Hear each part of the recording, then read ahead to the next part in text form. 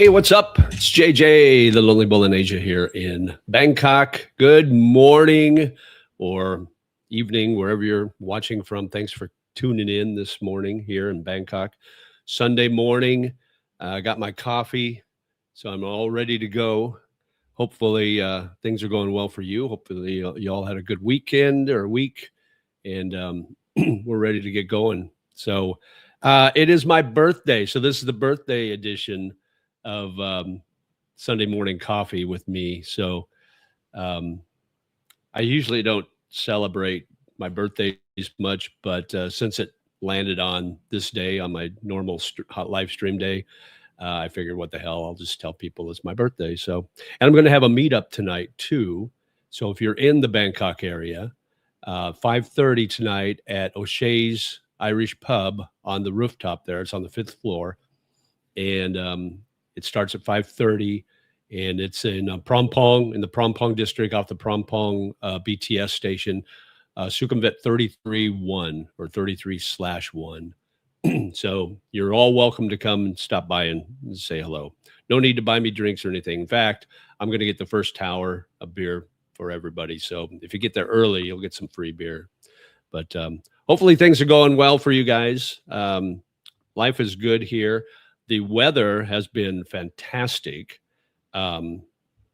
Yesterday was the first day in maybe 2 months that the air quality was really, really good. It was like 30. The air quality was 30, and the PM 2.5 was like 7. It was so good. The sky was blue. I mean, it was fantastic. And last night, a buddy of mine and I went out and had a couple beers, and it was just really nice. It was really hot during the day, but really nice, cool breeze, and just you can breathe. My chest is cleared up. I can breathe out of my nose now. I'm super happy about it now. So if you're worried about Thailand or Bangkok pollution, I think that's in the past now. I think we're pretty much past that, and everything's pretty good now. So yesterday was fantastic. Today's not bad. It's moderate. It's like 60, 66 is the AQI, I'm sorry. And 16 is the PM 2.5. So still pretty good. And I think it's going to be, let me check and see what the week's coming up looking like. But I think it's going to be pretty good for the rest of the week, or this week coming up. Yeah, nothing over 80 looks like, or 84, at least in my neighborhood. So depending on which neighborhood you're in, you'll get different readings. So, but in my neighborhood, today 67, tomorrow 77. Tuesday will be the highest at 84. Next Saturday 66. So those are good. Those are good levels. So I'm super excited. Next weekend, I'm going to Huah Hin again. This time, definitely golfing. A buddy of mine and I are going down for a couple of days and do some golfing down there. So I may not have a live stream next Sunday, just depending on when my tee time is. So I will let you know. So that's all pending. Let's see. What's on your guys' mind? Let's get caught up on the chat.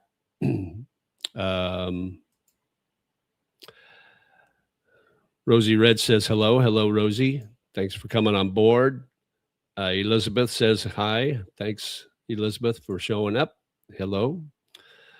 And Teresa Miller says, I'm 9 years old, by the way. Oh, okay, Teresa. Well, thanks for stopping by. Man, we got all women so far. Oh, here, John's on. Happy birthday, JJ, from John from DC. John no longer in DC at the moment, though, right? I think John's going to stop by the meetup tonight. He was kind enough to buy me dinner and a couple beers the other night. So that was really nice of him. We went to O'Leary's Irish Pub. Actually, there was a meetup with Bangkok Pat. I don't know if you're familiar with his channel, but he's lived here for a long time, and he knows the history of Bangkok probably better than anybody. And he did a meetup at O'Leary's the other night, and did a presentation. I couldn't stick around for the presentation. I had to get back home, but I got to meet him, and then Patty Doyle was there, so I got to talk to him a little bit. I spoke to him a few days before that, so he and I had a good conversation. So it was nice to see those guys. But thank you, John, for the dinner and the beers the other night. I appreciate that. Rosie Red, LOL, or 555, as they say in Thailand. You're 16. Whoa, what's going on here? So you got Teresa Miller, who's 9, and Rosie Red, who's 16. You're really messing up my demographics here, girls, but that's okay. Thanks for coming on board. I don't know if there's anything, if we're going to talk about anything that's going to be relevant to you or not, because I'm just an old guy, but living in Bangkok, but enjoying life for sure. Probably found those on the short page, I would imagine, on the short feed. That's where they come across. I get a lot of new viewers when I post on the short stream. They tend to find me a little easier, but everything's good. Life is good here. The weather's fantastic. It's my birthday, my 111th birthday, as Bilbo Baggins would say. If you're a Lord of the Rings fan, you know. If you know, you know. I'm a huge Lord of the Rings fan. I've watched that trilogy probably 100 times. If I had to count, at least 100 times. Probably once a month without fail. At least once a month, I'll go through the trilogy, and then I actually bought the Hobbit trilogy, the extended version, which is better than the original. There's some stuff that they put in the extended version that I thought was pretty neat. So it's a lot better than the first time I watched it. But yeah, Lord of the Rings tops. Let's see what's going on. YouTube channel name is Rosie Red 877. Okay, Rosie. Cool. Might have to check it out. But anyway, so today we're going to talk about, I've got a video. I haven't done it yet, but I've been doing some research and putting together scripts. And the video is basically, it might anger a few people, actually, because it's basically saying or asking the question, are you a simp or a pay pig? And as related to dating in Southeast Asia. So that's kind of the topic. And I won't get into a lot of detail unless you have questions about it. But yeah, it should be an interesting topic. It might ruffle a few feathers because sometimes the truth hurts. And anyway, we'll get to that text, or we'll get to that video probably in the next couple of weeks. I got a video coming out this week. It's on my membership page. And if you want to be a member, it's only 99 cents a month. And you get to see the videos before anybody else. But it's my interview with my Thai language teacher, or former Thai language teacher. She's no longer my teacher anymore. She went off to do different things. What the hell? Let's check her.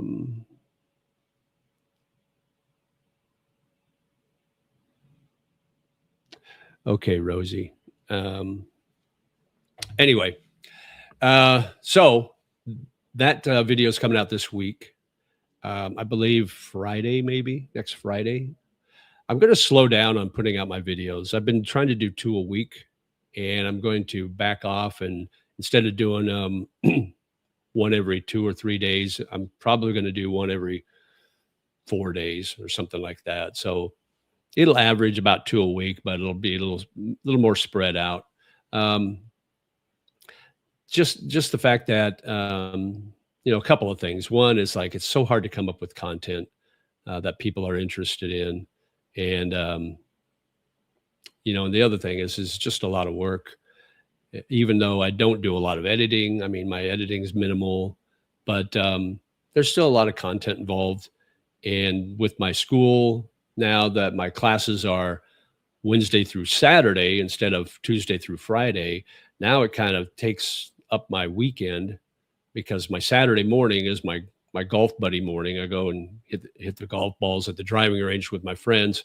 And that now I've got this class that afternoon, so that really fills up my day. And then Sunday, of course, the live stream. So it's really hard to plan any time to do any videos. You know, you got to do the planning stage. You got to do actual videos. If there's B-roll, you got to go out and shoot that. So really, Monday and Tuesday are basically my only day. Sunday evenings probably, but those are basically my only fully free days where I can actually do these things. So so I'm going to slow down a little bit. We'll see how that goes. But anyway, what's on your guys' mind? So the simp versus the pay pig. For those of you that don't know what a simp is or a pay pig, simp is probably a little more common than a pay pig would be. But let me bring up my text, my text that I'm going to do with my video. So a simp, basically, your core motivations are you hope for affection, validation, or a fairy tale relationship through kindness and money. That's what a simp is. And this is referring to dating in Southeast Asia, like Filipinas, Thai girls, whatever the case. A pay pig is somebody that receives gratification specifically from the act of losing money.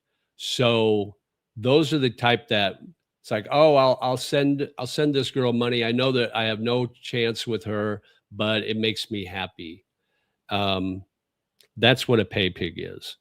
So you expect nothing but the thrill of being exploited or drained, so to speak.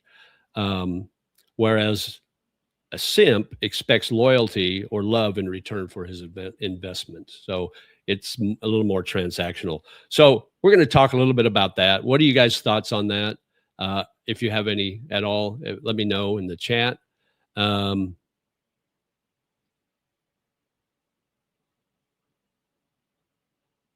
Okay, guys, let's be cool with the chats.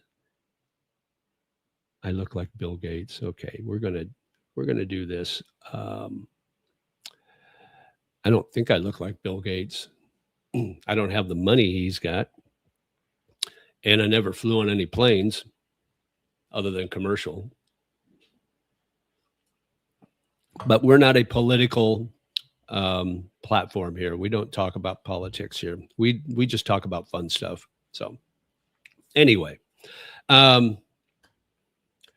this is my birthday, guys. Let's be happy here. Let's enjoy the day. What else is on you guys' mind? We can talk a little bit more about the simps and the pay pigs. We can talk about the interview I had with my language teacher.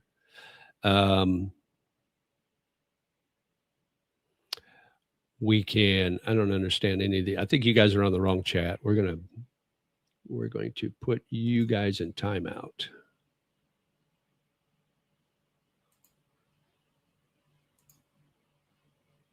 Okay. Put one more in timeout. It's a nice thing about being in charge. You get the last say. Okay. What else is on your mind? We're just 15 minutes in. I know we're early on, but we can talk about pretty much anything. The weather has been fantastic here. It's hot now. We are in the quote unquote summer. We're at the tail end of high season or tourist season. And I've noticed it. I've noticed it a lot in the just the people, you know, there's just the volume of people walking around along Sukhumvit Road in the touristy areas. It's not nearly as crowded or busy as it has been, say, a month ago. And the trains too. You don't see all the Farang or all the foreign people in the trains they're not packed like they were before. So I've noticed that quite a bit actually. Um, Peanut the Gorilla says, "Love the outfit, man." Oh, thanks, appreciate it. Unfortunately, Unlucky Girl is one of the biggest simp magnets out there. Well, I wouldn't say.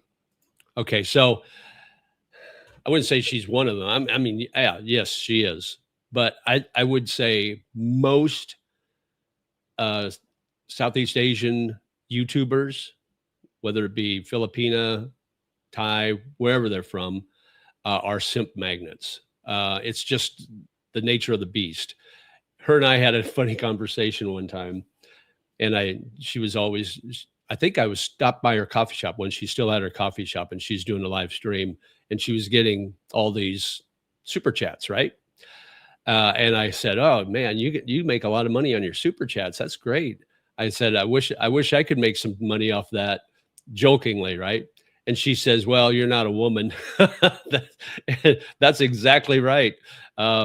If I was a woman, if I was a cute Thai girl or a cute Filipina with a YouTube channel, I'd be getting a lot more money off the simps, because that's what it is. And I don't know if they're simps or the pay pigs, probably a little of both. But I mean, you look across the board, you look at Filipina P, how'd she get started? That's how she started building her quote unquote empire. God, I could probably just off the top of my head name a dozen Filipina Filipina female or Filipina YouTube channels that make the majority of their money not from the ads that play, but from the money that their subscribers send in. So let's see.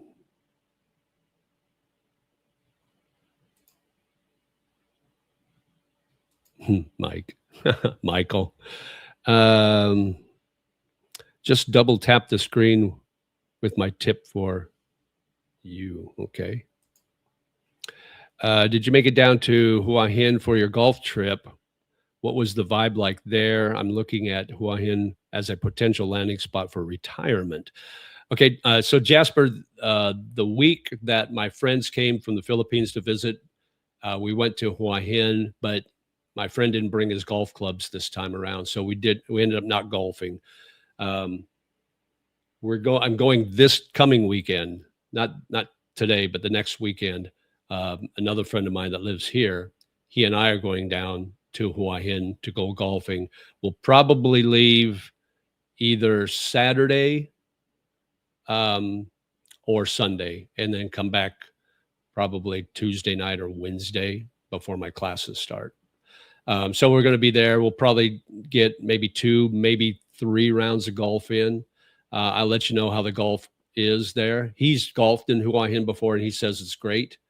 The vibe in Huah Hin is really laid back. It's not like Pattaya. It's the antithesis of Pattaya.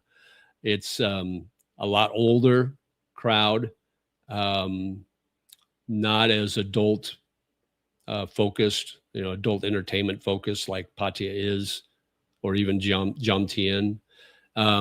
But it's nice. I mean, the beach is nice. It's got a decent beach. I did a video from there, so you can look. It's probably 2 weeks old now, but you can check that out. And actually walked through the beach there, walked along the beach, so you can see how nice the beach was. And it was nice. It was the water was nice and clean, and the sky was blue, so you can see how nice the ocean looked. But yeah, it's a nice area. My favorite spot to hang out in the afternoons is the Standard, which is a really nice place to stay, really expensive place to stay.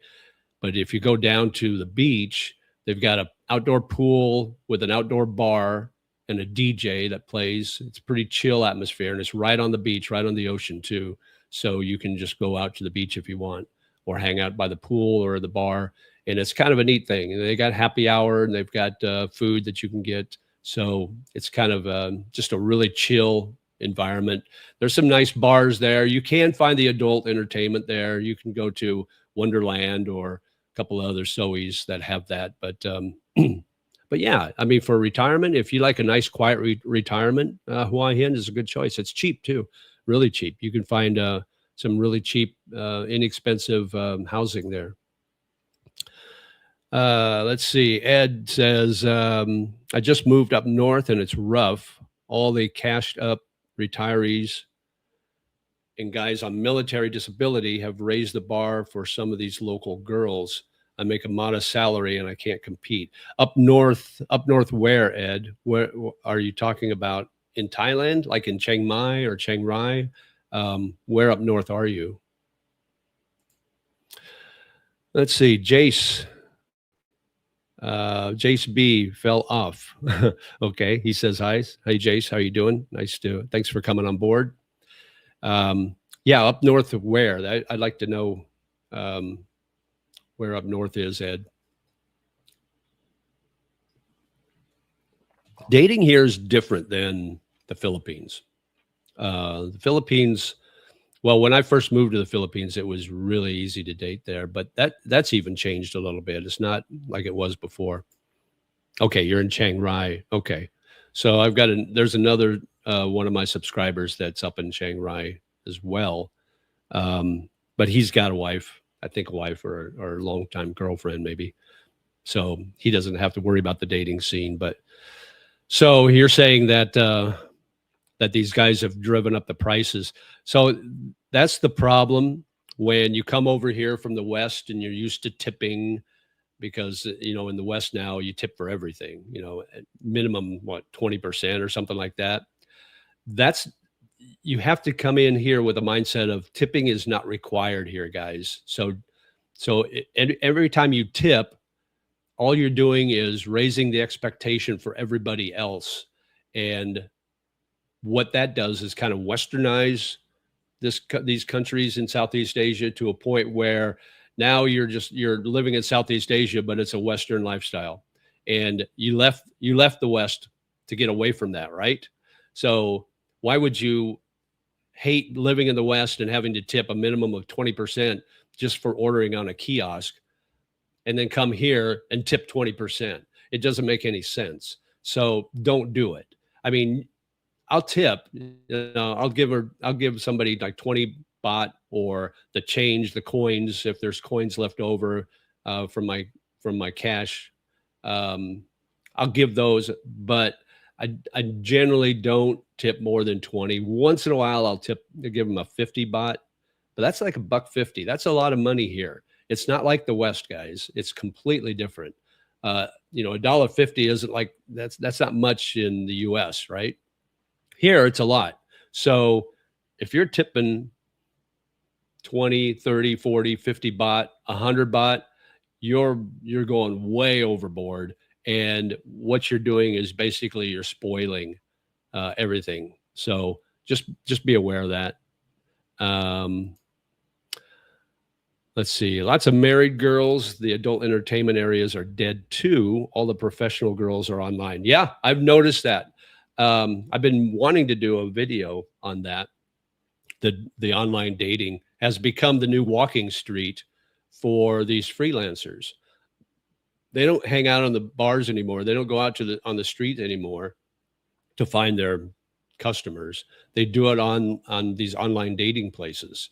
And I've got some perfect red flags for knowing if a profile is a freelancer or not. One of them is if they don't have anything posted in their profile, like what they're looking for, or if the only thing they have posted is their WhatsApp number or their Instagram ID or their Line ID. Pretty much, you know that what they're looking for is transactional. They're not looking for romance. So that's the number one dead giveaway. Another one is the pictures. If they post a lot of pictures in sexy bikinis or lingerie, that's kind of a dead giveaway. If their pictures are in hotel rooms and each picture is in a different hotel, that's probably a pretty good indicator that they're a freelancer. Those are just some of the red flags. May the Lord bless you in your age and your wisdom. Amen. Well, thank you. I appreciate that. White guy looking to date in BKK, but I'd like to meet a foreigner from Europe or elsewhere. Are there white girls in Asia dating scene? I can't see myself as the family piggy bank late in life. You know what? I mean, I've seen Western women in Bangkok. I don't know that they're in that dating scene or not. I'm not really interested. I'm done with Western women dating. I'm focused on Asia now. That's why I'm here. But yeah, I suppose you could. I tell you what, you see a lot of is African women, and not African American. I'm talking about just African women. That's not from America. That they live in Africa and they're here. So you'll see a lot of them here. But I don't know. I don't know what the dating scene is like as far as Western women. That's a good question, Mike. I don't know. I don't know how to answer that. I've been here a long time and I'm not really into the nightlife anymore, but it seems like most of these girls are looking for a cash cow and someone to build them a house. That's especially true in the Philippines because the Philippines is such a poor country. Not quite as bad here in Thailand, unless you're really up into the Isan area and deep into the provinces. But most of the girls here in Bangkok are working girls, and I'm not talking about adult industry. I'm talking about professional, career-oriented women who have jobs. They work 6 days a week, and they make their own money. And if you go online on these dating sites, a lot of them will say that. It's like, I don't want your money. I make my own money. So don't ask me how much. One, they're telling you that they're not interested in you for your money. They want somebody for love. Two, they're telling you that they're not freelancing. So, but yeah, I don't think it's quite as prevalent in Bangkok. I think you see a lot of career-oriented women, which makes it that's another difficulty of dating because they're always busy. They're always working because they're always trying to do better. They're always trying to improve their way of life. Let's see, Jasper Frenchie says, I'm planning on coming to Huah Hin on a retirement visa. The steps seem somewhat straightforward, but I'm thinking of just paying a visa agent to make sure things go smoothly. What are your thoughts? Yeah, I think that's probably what I'm going to do once my education visa is over with in a year. I'll probably use an agent just to make sure that all the T's are crossed and the I's are dotted and all the forms are filled out correctly in the right order, and I've got everything done. It's just, I'm willing to pay that extra money just to make sure that I don't have to start from scratch again if I mess up. So that's my thought on it. But yeah, I think you're on the right track. I think that's probably a good way to go. Everything goes in the USA by why doesn't America allow all that? Yeah, I get it. Everything goes in the USA. Yeah. Yeah. And I watched a video this morning.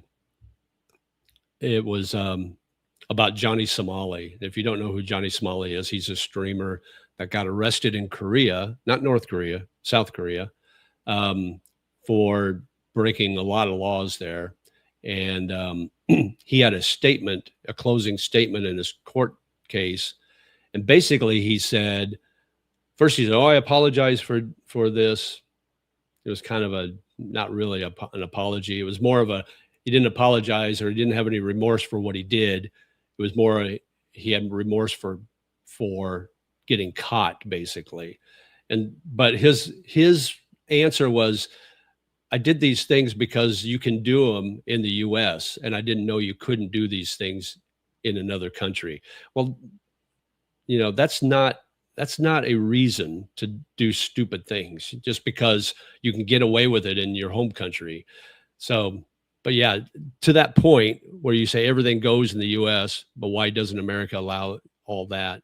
Yeah. Kind of similar to that, but yeah, it's really, I'm glad to see that things are getting done. Maybe that pendulum is swinging away from the stupid streamers that go out of their way, like him and Vitali and those kind of people. So John says, good tipping in Thailand, refresher tips. Yeah, absolutely. Foreigners can't own land in Thailand is BS. Where I live, Asians can own anything they want. Yeah, well, yeah, I get it though. I mean, do you want, I mean, look at the US. They've got how much does China own of the US land? It's getting to a point where it's like, oh, now China owns a lot of the farmland, you know? So do you want that? I mean, I don't think Thailand wants that. I know they don't want that. That's why you can't own land in Thailand. Personally, me, I don't care because I have no interest in owning land or property. I'm beyond that point in my life where I don't care that I own anything. I had a house when I was married. Got rid of that. I love renting because if I get bored with where I'm at now, when my lease is up, I can move. You know, I don't have to worry about selling it. The problem is you can buy condos here, but the issue is in the building where your condo is, 49%, only 49% of the ownership of those condos in that building can be foreign. The 51% has to be Thai owned. And if you buy a condo and you want to sell it for a profit, and if the building, if selling that to a foreigner puts that over that 49% mark, you can't sell it to a foreigner. So right there, that decreases your possibility, your pool of possible buyers for your condo. So that to me, plus the fact that you may buy a condo and you may keep your condo up really nice, but you don't know what the building is going to do around it. It could be falling apart. That's more so in the Philippines than even in Thailand, but you just never know. You know, in 5 years, what's the building going to look like? Are the elevators still going to work? Is it going to be infested with cockroaches? You know, your condo may look good and ready to sell, but the building itself may be in disarray. And so that it's basically like buying a house and the neighborhood goes to pieces. So my opinion. Hey, Dave. Hey, JJ, good morning. Well, good morning, Dave. Thanks for coming on board. Thanks for being a member, by the way. I appreciate that. If you want to be a member, you get to see my videos before anybody else, and it's only 99 cents a month. But yeah, so well, we got 34 on. That's nice. We've already talked about a lot of topics. So talking about buying land in Thailand. You can't do that. And you can do the leases, like the 99-year lease or something along those lines. I don't know the exact details because I never really looked into it because it didn't interest me, but it's kind of the same in the Philippines too. You can buy the property, but you can't own the land that the property sits on. Okay, what else is on your guys' mind? We're just a little over 35 minutes into the show. I'm going to try to go 2 hours today, depending on my voice, because I got that meetup tonight at O'Shea's Irish Pub on 33-1 or 33/1 in Prompong off the BTS, off the Sukhumvit BTS. And that starts at 5:30. It'll be on the rooftop of O'Shea's, which is the 5th floor. So I reserved an area. And I'll probably buy some beer to start everybody off with. So if you get there right at 5:30, you'll probably be able to get in on some beer, some free beer. After that, you're on your own. After that tower is done, I'll buy one tower. After that's done, you guys are on your own. So, but I think we'll have a pretty good crowd. I don't know. I talked to a few people that said they're going to be there. So it should be fun. I enjoy O'Shea's. It's one of my hangouts. That is how Hawaii was. Own home, lease the property for 99 years. I believe that has changed recently. Yeah, because you got people like Oprah and The Rock who own tons of land there, and they're not they're not native Hawaiians, so they must that rule must have changed. Probably forced by the rich that wanted to own land there. Are prescription meds expensive? Thyroid meds or statin generic? I don't know. I'm not on any prescriptions.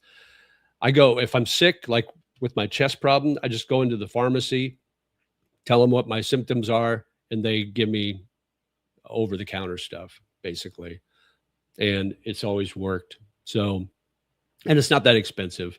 Like I think I got some nasal spray, and that was like 100 baht, which is like under like $3, a little over $3.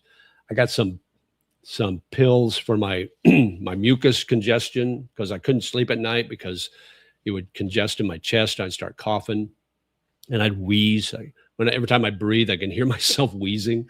I thought I might have COPD. That's how bad I felt. But they gave me these pills to dissolve in water. Or what I did is I got some ginger tea. So I had hot ginger tea and dissolved these, and I drank that twice a day for like 10 days, and it cleared everything up. But that was only like a couple 100 baht, maybe 300 baht at the most.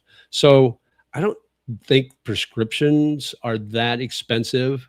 I mean, it probably depends on the prescription. Some of them might be more expensive than others, obviously, if you can get the generic. Like I bought the generic Zyrtec, the allergy pills. I got a box of 500, and it cost me like, what was it? About $30 more, maybe more than $30. It's about 50 cents a pill, basically. So that was, I thought it was a little expensive because you can go to a Walmart and get the generic brand for, get 300 tablets for like $15 or something like that. So, but yeah, I don't know. I can't tell you about prescription meds. I'm not on any yet. So knock on wood. Just curious, what percentage of your friends are Thai versus Western? Wondering if it's tough to meet Thai friends with the language barrier. Yeah, I think it is, especially guys, like the male Thais. I think they're not as interested maybe in getting to know Westerners. Now there's a Thai guy that's in my golf group that comes on Saturdays and hits at the driving range. His name is First. So, which is another story about where they come up with these nicknames, because everybody has a nickname in Thailand. Their parents give them a nickname. Like my teacher's nickname is different than her real name. So her nickname is Yoke, Y-O-K, Yoke. That's her nickname, but her real name is a longer Thai name, but everybody gets a nickname. So First is a guy that comes to our golf meetup every Saturday. So I haven't really gotten to know him well because he doesn't speak very much English. So it's really hard to communicate. That's another reason I'm taking my Thai language school classes, because I want to be able to communicate better with Thais. And hopefully once I feel comfortable in speaking and understanding Thai better, I can kind of integrate into some of those groups and get to know those people a little better.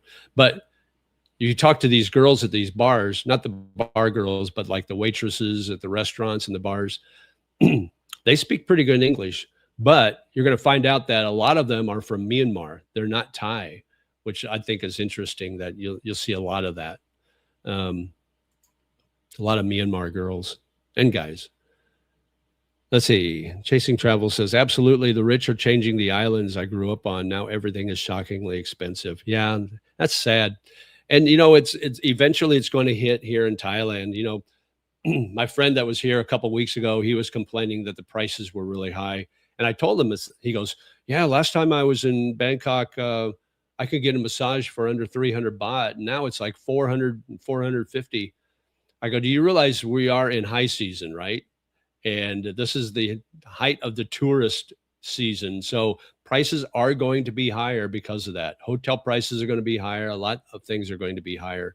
Now that we're at the end of the high season, I think prices are going to drop back down. I was walking by down on 22 last night with my friend, and he pointed out a Thai massage place there. He goes, you can get an hour Thai massage, legit the massage, for 250 baht.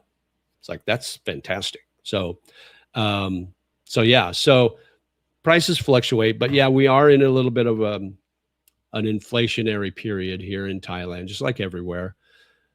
I will tell you though, and I'm going to do a video on this, there's good news coming for the exchange rate.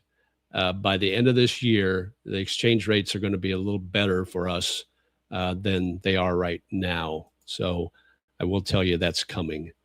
I will be doing a video on that in the next week.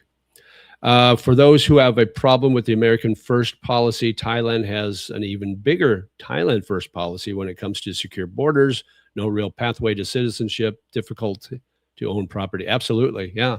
I mean, they're the only country in Asia that's never been, what do they call that? Never been colonized. So they're very proud of that fact too. So yeah, and it's getting harder and harder to come here as a tourist because they're shortening the time periods. They're making it difficult to bounce in and out of the country all the time. How long have you been in Thailand? Why did you move there? Okay, so I've been here a year and 4 months now, and I've been traveling to Thailand since 1922. I am old. 2022. I moved from the U.S. in 2022 to the Philippines, to Metro Manila, and I lived there about 3 years, and then I moved here in October of 2024. I moved here to Thailand, to Bangkok. My first year, I actually lived in Samut Prakan, which is just on the south end of Bangkok, and then this past November, I moved here to where I'm at now, which is on the Prompong Sukhumvit BTS, just off of it, just like an 8-minute walk to the BTS. So yeah, I love Thailand. Every time I leave the country, I miss it. Every time I leave Bangkok, I miss it. I just love everything about Bangkok. I don't know what it is. It's a busy city. It can be a little dirty at times. The pollution can get to you, but there's something about it. It's chaotic, but it's a calm chaos. It's not that stressful chaos that you have in, say, New York City or LA. This is a calm, chaotic scene. City never sleeps. There's always something to do. The food is absolutely off the chart. It's so good. The Thai food, even the Western food or the other Asian food here, you can find. They don't have the franchise restaurants like you'll find in the Philippines, like I mean, they got some of them, but you don't have the Olive Gardens and the Texas Roadhouses and the Chili's and that sort of thing. But you do have some local owned restaurants that do the Western style food, that do European food, Italian. They got some great Italian restaurants around here. Mediterranean. I ate at an Iranian restaurant a while back that was super good. Middle Eastern. Indian. They've got everything here that you could possibly want. The parks are amazing. The street food's amazing. The night markets are amazing. The people are friendly. I've never had an issue with a Thai person here. The only issues I've ever had are with the foreigners. Stupid foreigners. We ruin everything, don't we? With the amount of Thai language you've learned so far, how long of a conversation can you have with an average local? Probably about a hello, how are you? I'm fine. This is what I want to order. Okay. That's about it right now. I can read some Thai. I do pretty good job of reading it and like being able to tell what it says. But my vocabulary is not very in depth. So a lot of it I don't understand. Like I can read a word, but I don't know what it means. So right now we just started level 2. So I can ask where you're from. I can ask what your name is. I can order food or drinks. I can say hello. I can say thank you. I can say, how are you? I can say, Happy New Year or whatever. But as far as the back and forth conversation, I'm not to that point yet. And The problem I have is it takes me a while to process. So if somebody says something in Thai, I have to really think about it and really slow it down in my mind and kind of separate each word. And a lot of times it's like I'll pick up a word that they say. It's like, oh, if they're saying bon, it's like, oh, they're talking about home. So they're probably asking me, where's my home? Or if they say, gin cow or something, it's like, oh, they're talking about eating. So they're probably asking me, have I eaten yet, or what I want to eat. So I'll pick up little words here and there, and that'll help me understand what they're saying. But just having a true conversation flow, I'm not there yet. I'm a ways away from that, unfortunately. I really liked your members only video with your Thai teacher. That was really great. Complete spectrum from teaching classes all the way to dating. Yeah, she was super cool about it because I asked her. We've been talking about doing this for a couple of months when we were still in level 1, and then when she told us she was leaving school, I said, "Do you still want to do the video?" She says, "Yeah." So I said, I'm going to send you a list of questions and you tell me which ones you're comfortable with. You tell me which ones you don't want me to ask you. And the only questions she didn't want me to ask, and it wasn't because they were like controversial or anything, but she just didn't have any experience on it. And that was the dowry questions, because a couple of the questions were about dowries. And dowry is a big thing here in Thailand still, especially up in the province, especially if it's the first time the Thai girl's getting married. They expect a dowry. If they've been married before and they're working in a career, not so much, I guess. But I wanted to ask her some questions, but she said, oh, I really don't know anything about that. So anyway, you guys have to watch it when it goes. You can either be a member or wait till it comes out to the public. So I think it was a good video. She's super sweet. Happy birthday, JJ. Have you met your new teacher that replaces Yoke? Yes. She's been teaching level 2 now for, let's see, we started back up at the end of February. No, the beginning of February 10th. So she's been teaching us for 3 weeks now. And she's nice. She's actually Chinese, but she grew up and lives in Thailand. So she speaks fluent Thai. Her English is pretty good. So she's pretty easy to understand. But now we're at level 2. They don't speak a lot of English in the class. So you got to kind of, like I said, you got to listen really carefully, process it. And usually it's like she doesn't ask me. If she's asking questions to the class, she'll ask each student the question, and then each student will answer. So I'll kind of listen for the response from each student. And then I'll kind of, oh, I know what she's asking now. So I know what my response is. It's kind of cheating, but not. No offense, but you seem to be near the bottom of your class. 5 years. I know of another school that in 6 months can hold a 10-minute conversation with teacher. Well, I don't think I'm in the bottom of the class. I think it's how the classes are taught. So a lot of classes, they only teach speaking. So in 6 months, all they're doing is speaking back and forth. So they're learning phrases and that. I'm learning at the same time I'm learning to speak and understand Thai. I'm also learning how to read and write. So this process is a little longer. We've only been in it for, let me see, I started in, yeah, it's not even 5 months yet. So I don't know. So not 5 years. But yeah, no offense taken, but yeah, it's just it's a different curriculum. So I would say that's probably why. In a world of hate and discontent with political division going rampant, Thailand is such a refreshing change with some of the kindest and positive people on the planet. I can see why you come back. Yeah, absolutely, John. I don't even like to talk politics, and I try not to watch it on YouTube or TV. And it's just kind of nice to be here and kind of isolated from all that, from getting away from the reality, I guess. what is the cost of living there? Is that the reason you decided to go to Thailand? Is a lower cost of living? So I moved to the Philippines for a job. I was working at an online university, and they were expanding into it was an international university. They're expanding into the Asian market. So they hired me to start up the expansion. And when my contract ended after a year being there, I just decided to stay. I was dating a girl at the time, and I just decided I'm just going to retire. I was tired of the rat race. I was trying to find a job where I didn't have to move back to the US. Couldn't really find anything.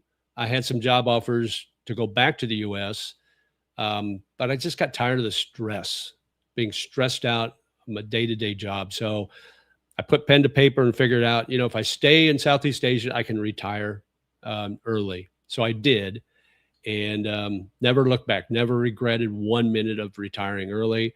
And then I lived in the Philippines in BGC, which is Bonifacio Global City, which is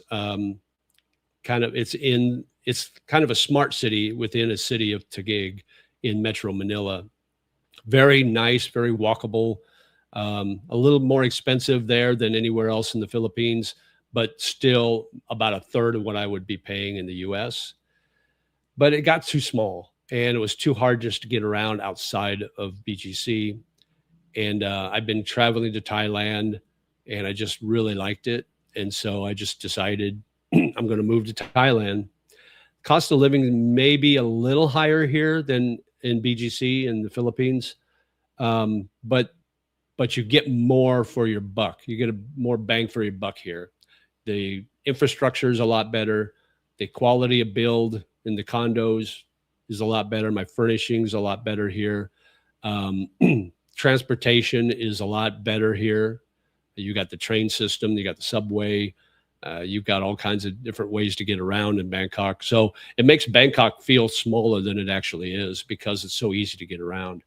The food's better. I would say the things that are a little more expensive, I think maybe the rentals, condo rentals are probably about the same. Food may be a little higher priced here.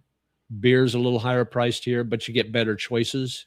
In the Philippines, basically you're either drinking San Miguel, Red Horse, or, once in a while you find a Corona that they sell.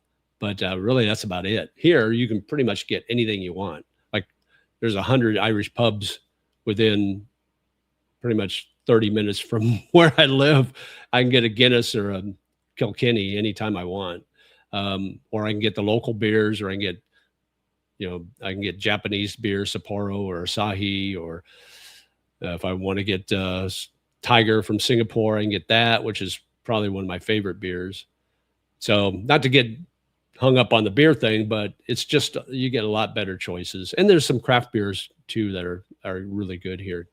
But yeah, I would say the cost of living might be a little higher overall here than in the Philippines, but still not nearly what it is in the US.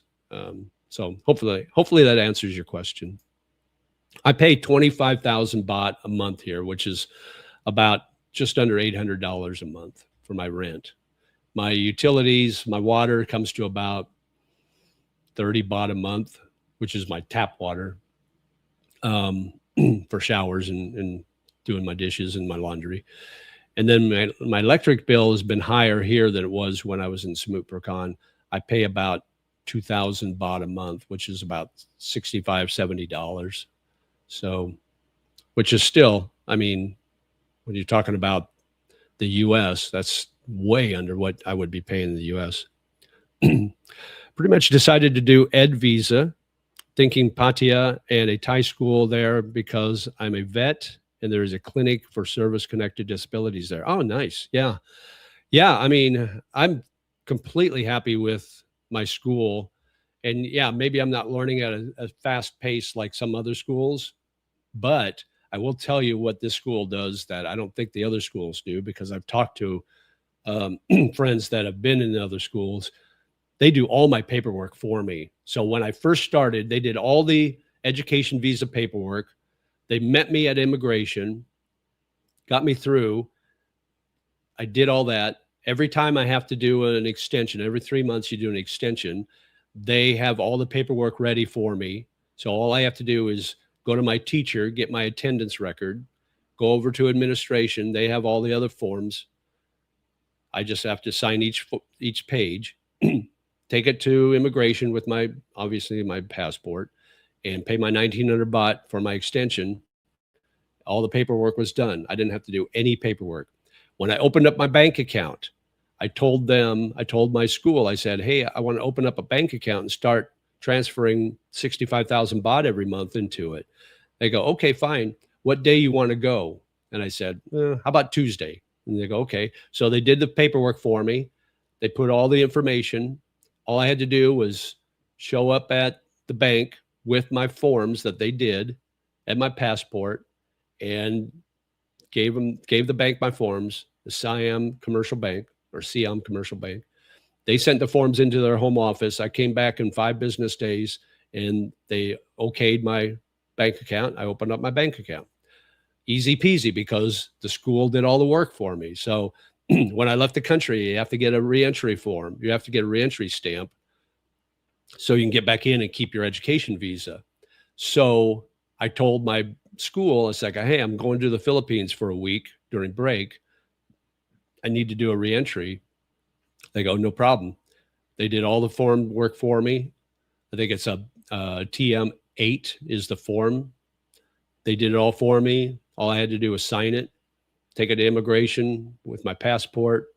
They did all that, 1,000 baht to get my reentry stamp. Easy peasy. So the school has done everything for me. So that's what I really like about this school. Maybe I'm not learning at a fast pace, but I'm okay with that.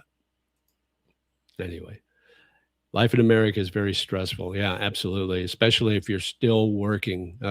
It's gotta be bad. Even if you're retired, you might not be making a lot of money. I would be struggling if I retired in the US with what I'm making with my pension and that. I could do it, but I wouldn't be living a life like this, and I probably wouldn't be real happy. A lot of talk about Sinsat, but I avoided it completely. We eloped 29 years ago, and we are still going strong. A few people were shocked, but nothing they could do. So Sinsat is the dowry, I believe. And Village Farang, thanks for coming on board this morning. So you avoided it completely. So was your wife married before? Is that why you didn't have to do a dowry? Just curious if you want to share that. That'd be fine. Cambodia and Vietnam are the places to visit and live. I don't know. Cambodia seems too-third world to me. It just seems a little too backward. Vietnam's great. I love Da Nang, Vietnam. I lived there for 3 months and it was beautiful. I love it there. Nothing wrong with Thailand. I think Thailand's fine. On your birthday, I want to remind you that age is just a number, especially after meeting you in person. You look good for your age. Get with the New Zealand fitness girl and you'll be good. Yeah. Yeah. So I met this girl. Well, lady, she's not a girl. She's an adult. I use the term girl. I use guys and girls. I don't know why. It's just a Midwest thing, I guess. Anyway, so I'm walking home from class, I think, walking down 24, and this girl comes out of the Marriott parking area, and we almost bump into each other. And she says hi, I say hi, and we start up a conversation. And her English is perfect. In fact, she's got this really cool accent. And come to find out, she's from New Zealand. She's Thai. She's full Thai, but she grew up in New Zealand all her life.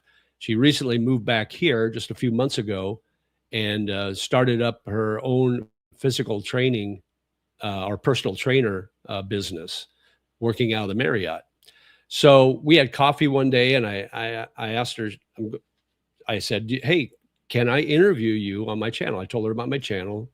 And she goes, yeah. I go, I can promote your business for you. I just want to get your perspective on living here in Thailand, being a Thai, but not being not living here for so long.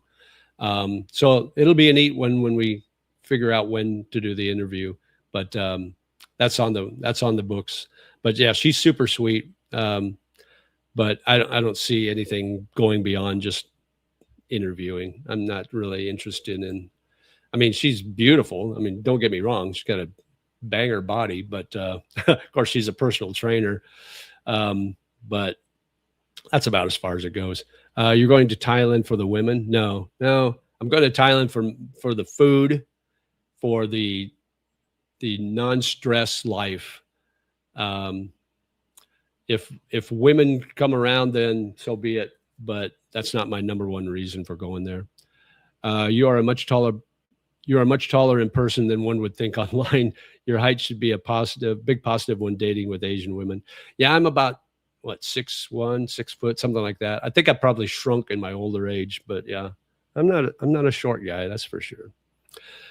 Jerry Rounds, if the clinic can do telehealth, thinking of your school, also sounds like you are thinking that same thing I am for after the ad visa. Right. Yeah.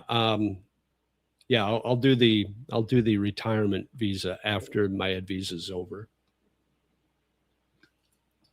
and I can take. So they have 3 levels. So in about 5 months, it'll be time for level 3. But if I don't feel comfortable going on to level 3, I can take level 2 again if I wanted to. So we'll see how it goes. The next visa, I was going to ask if I could make the deposits while on Ed Visa for Nano. Yeah, that's my plan, Jerry, and I'll let you know if it works. So, so once I opened that bank account, I started transferring 65,000 baht from my U.S. bank to my Thai bank, and I did that through Wise. Now, there's a thing in Wise where it shows the reason for the transfer. From what I understand, what I've read, make sure, and this is a new option for Wise, but make sure the option is for what? How is the wording for like future retirement or something along those lines. Don't do it for like rent, or don't do it for vacation or living expenses. It's something that has to do with future, and I don't know if I can bring it up or not on my phone. Let me see if I can find it.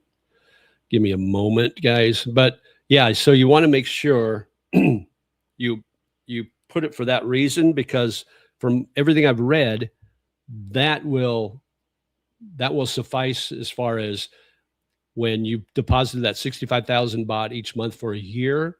When you go to do your retirement visa, they look at that and say, okay, is that is that fulfills the requirement of doing the 65,000 baht a month, rather than depositing 800,000 all at once.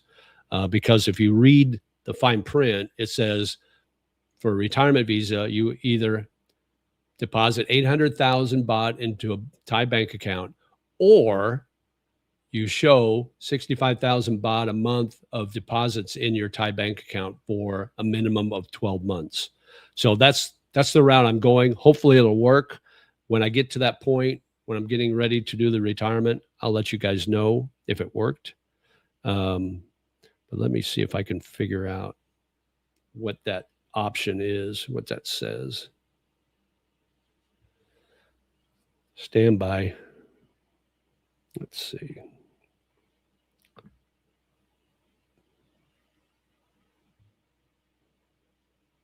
Okay.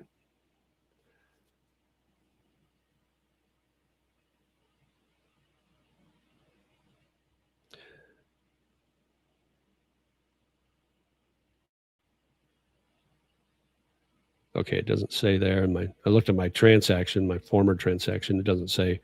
I can do a video on this if you guys want. I mean, it's not that big a deal. Let's see, send. If I go to send money to me, and we'll just say 65,000 baht.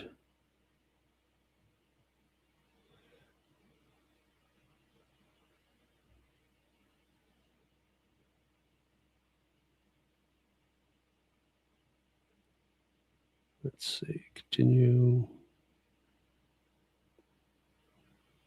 Okay, reason. Okay. So it says, please select an option that best describes the reason for your transfer. And the options are personal expenses, sending money home to family, sending money to friends, savings, travel expenses, pay for goods, pay for services, rent or other property expenses, medical, property purchase, education expenses, charitable donations. Don't choose any of those, even though you may be using it for travel, you may be using it for services, for rent, medical, all that. It's the last one. It says funds for long-term stay in Thailand. That's the option you choose. And supposedly that will meet the requirements for the retirement visa. And then your bank should be able to print you out your statements that show you've been doing those deposits for 12 months or more. So anyway, sorry that was long and delayed, and apologize for that, but got the right answer though. First and only marriage for both of us. Okay, we were 23 and 43, but both free thinkers. We also opted not to have kids. Okay, all right. So I guess the dowry thing is kind of it's not necessarily a requirement, or it's kind of an option. It kind of depends on the family, I guess, right? The moon rules. Saturday, moron. It's not here. It's Sunday, moron. Since you are living in Thailand, wouldn't it make sense to travel around the country to learn more about the place instead of going back to the Philippines where you no longer live? Yeah, that's my plan now that, with my school and everything, I only get like 3 days off a week. So that's my plan, to travel around the country and check out places I haven't been to. So I want to go up. I want to get up to your area in Chiang Rai. I've never been there. I've been to Chiang Mai. I like to go back there. I've been down to Pattaya and Jomtien. I've been to Huah Hin, but I haven't been to Phuket. I want to go to Phuket. I want to go to Koh Samui and some of those other islands. So yeah, I will definitely travel around Thailand. Thailand is a great place for value versus quality of life. You might find some cheaper countries to live, but they usually do not have a better quality of life than Thailand, which is the sweet spot.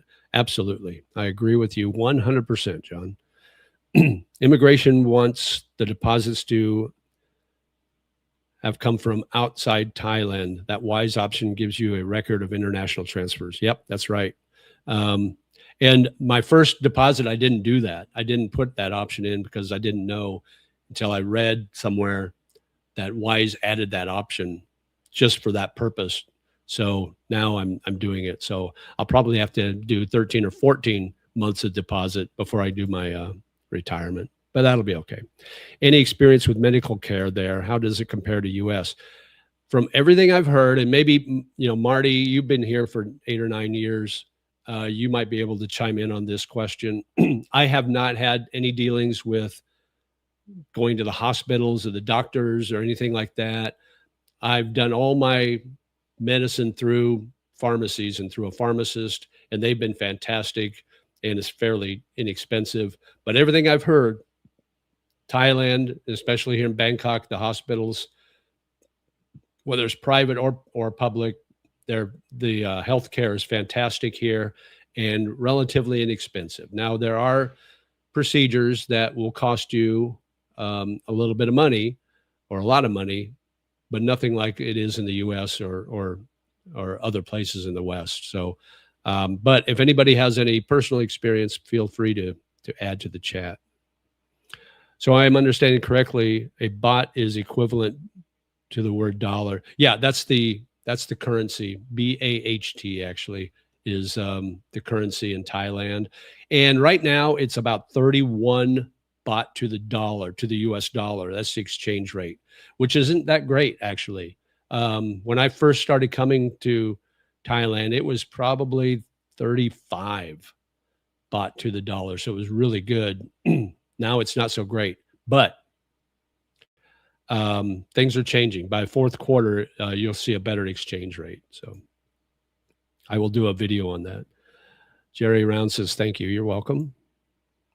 Medical care is equal to the US and far more accessible. Okay. You want to use the private hospitals. Okay. Why is that, Marty? Just curious. No, thank you. Thank you so much, Chasing Travels. Is that do you have a YouTube channel? Is that the name of your YouTube channel? I may have to check that out. Okay, we're all caught up with chat, so that's good. Anything else on your guys' mind? I'll wait for Marty to reply about the using the private hospitals. I know they're probably better, better facilities, better faculty. That probably more expensive, but I haven't heard anything bad about the public hospitals. I haven't heard anything really bad about that. So Chasing Travels, yes, that is okay. Great, awesome. Have you been to so Chasing Travels? Tell me what your channel's about. What's your give me that 30-second elevator speech. What your travel is? I assume you travel. Where do you travel? Do you travel over here in Asia at all, or are you thinking about going to Thailand? David V says, "Hey JJ, happy birthday! Just wanted to know your thoughts on living in Thailand versus Da Nang, Vietnam. What was the deciding factor? Appreciate your opinion." Yeah, Da Nang is awesome, but like I said earlier, every time I leave Bangkok, I miss it, and so staying in Da Nang for 3 months at a time. It got to be Da Nang's great. Don't get me wrong. Probably the best beach city I've ever been to. It's just amazing. But it's kind of, even though it's over 1 million population, it feels small. And where I was living in the Antong area, which was great. I mean, there's a lot of really nice coffee shops, cafes, restaurants, bars. That was fine, but it's really transient. And even though Bangkok is fairly transient, I've got friends here that have lived here for a long time, and they don't leave. In Da Nang, it's because there's no retirement there. You can't be a foreigner and retire in Vietnam. So basically you stay for 90 days, then you have to leave, and then you come back. So a lot of the friends I met the 3 months I was living in Da Nang, they were there and then they would leave, and I wouldn't see them for 6 more months, and they would come back, or they come back a year later. So it was really transient. It was really hard to get a good circle of friends there. So that's probably the main reason. Everything else is fantastic. Although I do like Thai food better than Vietnam food. I think Vietnam food is a little bland. I'm not a big fan of the banh mi sandwich or the pho. Pho is okay, but I'd rather have some good pad krapao or tom yum goong or something like that. What about health plans there? Well, right now I'm on a travel insurance. So if you go to my my channel, you can find it in the descriptions, and I use Safety Wing, so you can check that out. But there's some, before I get too old, I'll switch from my travel insurance to a regular health insurance plan. My travel insurance, I'm paying about $117 a month, I think it is. And it's basically just for the major medical stuff. The day-to-day, like if I have the flu and I need an antibiotic or something, and I need to go to the doctor or the hospital for anything like that, I'll pay out of pocket because it's not that big a deal. But if it's like a major thing, I'll use my medical insurance for that. But right now, if you're young, and I can't really see your profile picture, but it looks like you're a lot younger than me, so you can probably get insurance pretty cheap, pretty inexpensive. You walk into a medical clinic on Sukhumvit Road in Bangkok and pay 700 baht, $22, for a medical consultation with an English-speaking doctor, Thai or Indian. Usually they have strong meds on site. Yeah, here's one thing I learned in the Philippines. If you go to the hospital, and I've been to St. Luke's Hospital, which is probably the best hospital in the Philippines. If If you go there, they write you a prescription. Don't get your prescription filled at the pharmacy in the hospital. They'll charge you double. Go to a pharmacy outside and you'll get a better price. I don't know what it's like here in Thailand, but I know in the Philippines it's like that. So that's a little hack for you guys in the Philippines. For routine care, public may be okay, but I have seen long-term care in some public hospitals and it wasn't pretty. Private will be a more familiar to Westerns. Yeah, probably, and the English probably is better there in private, I would guess. But yeah, those are good points, Marty. It is very new. My travels are domestic right now, asking questions on economic value on other nations due to rising turmoil in America. You're retired. Social Security doesn't go far in America anymore. Yeah. Yeah, absolutely. So are you living in the U.S. Right now? And Chasing Travels, what is your name? So I put a name to your YouTube channel if you want. You don't need to share if you don't want to, but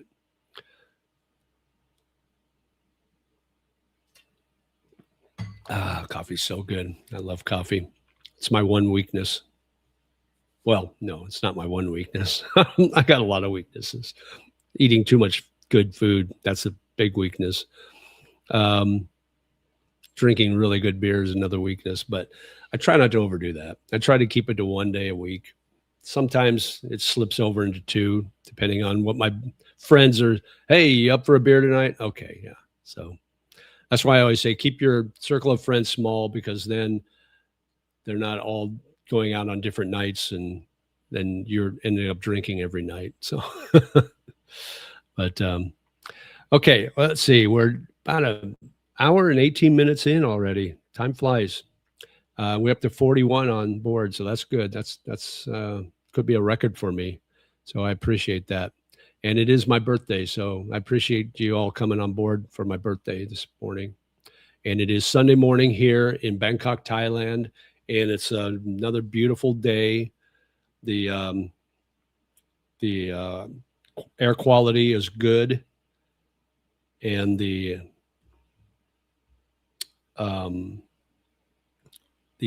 TM or the PM 2.5 is good.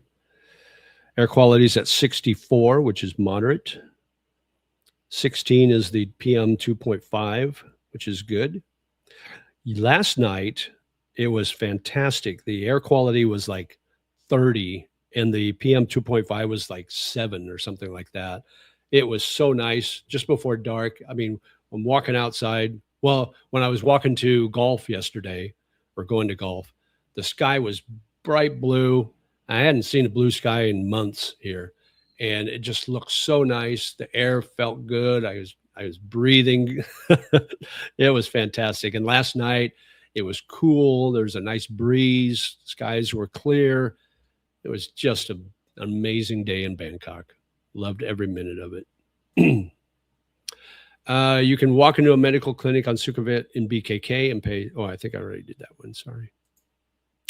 You're 64. Okay. Wow. And you're retired. That's when I retired. Charlene. Well, thanks for coming on board this morning, Charlene. 77 minutes late. Well, you know what? What do they call that?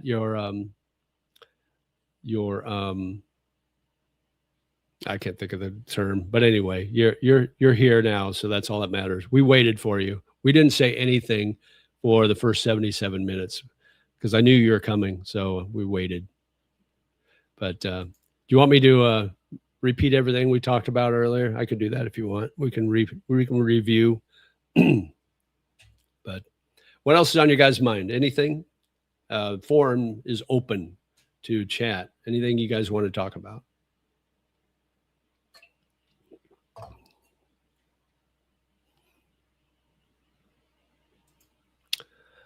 Happy birthday. Well, thank you. Appreciate that. Jerry Round says happy birthday. Thank you so much. Charlene says happy birthday. Thanks, Charlene. Appreciate you.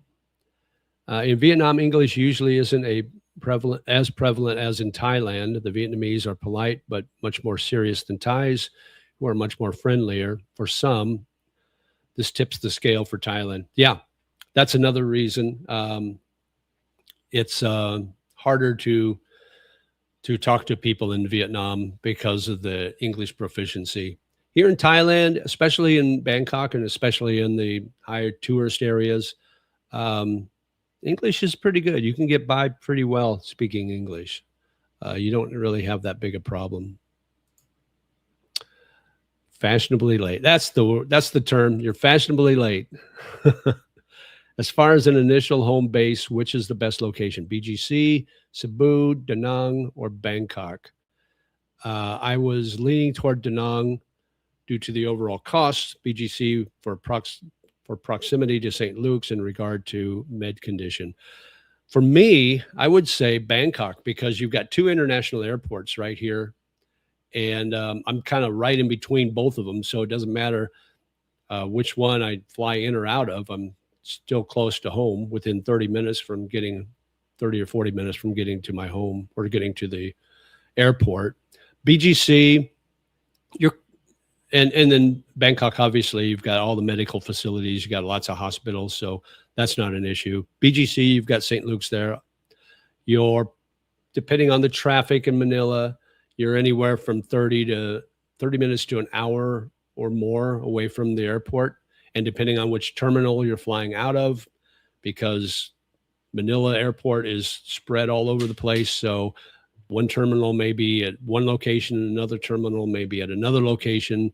So that's kind of a pain in the ass. Cebu's got a nice airport and it's international, but they don't have a lot of direct flights. I don't think as they would like in Manila. They might. I've never flown out of Cebu internationally, so I can't really tell you for sure. Da Nang, same thing. It's an international airport. You can fly cheap from Da Nang to Bangkok. But I would say, personally, Bangkok checks all my boxes as far as a good place to have my home base, because you've got good medical, good food, fairly cheap living. I mean, you can find a lot cheaper than where I'm living now. You can find that in Bangkok. Two international airports, easy transportation options. Yeah, it kind of checks all the boxes. But that's just me. Everybody has a different opinion. Now, it can get kind of nasty. The pollution in late December and January and February can get kind of bad with the burning season. If you can deal with that, like go down south for a few weeks when the pollution is bad here, then you can be okay. But if that's going to be that might be a deal breaker for a lot of people. So I think I found the cheapest apartment on earth. Oh, where? Is it a trailer down by the river? So my first place when I was in Samut Prakan was 12,500 baht a month. So that was under $400 a month. Now I'm paying about double, because at that time I was paying for an apartment in Da Nang too, which was also about $370 a month. So those two combined, now I'm just paying for one place here. And if I wanted to go to Da Nang for 3 months, I can find short-term rentals there really cheap.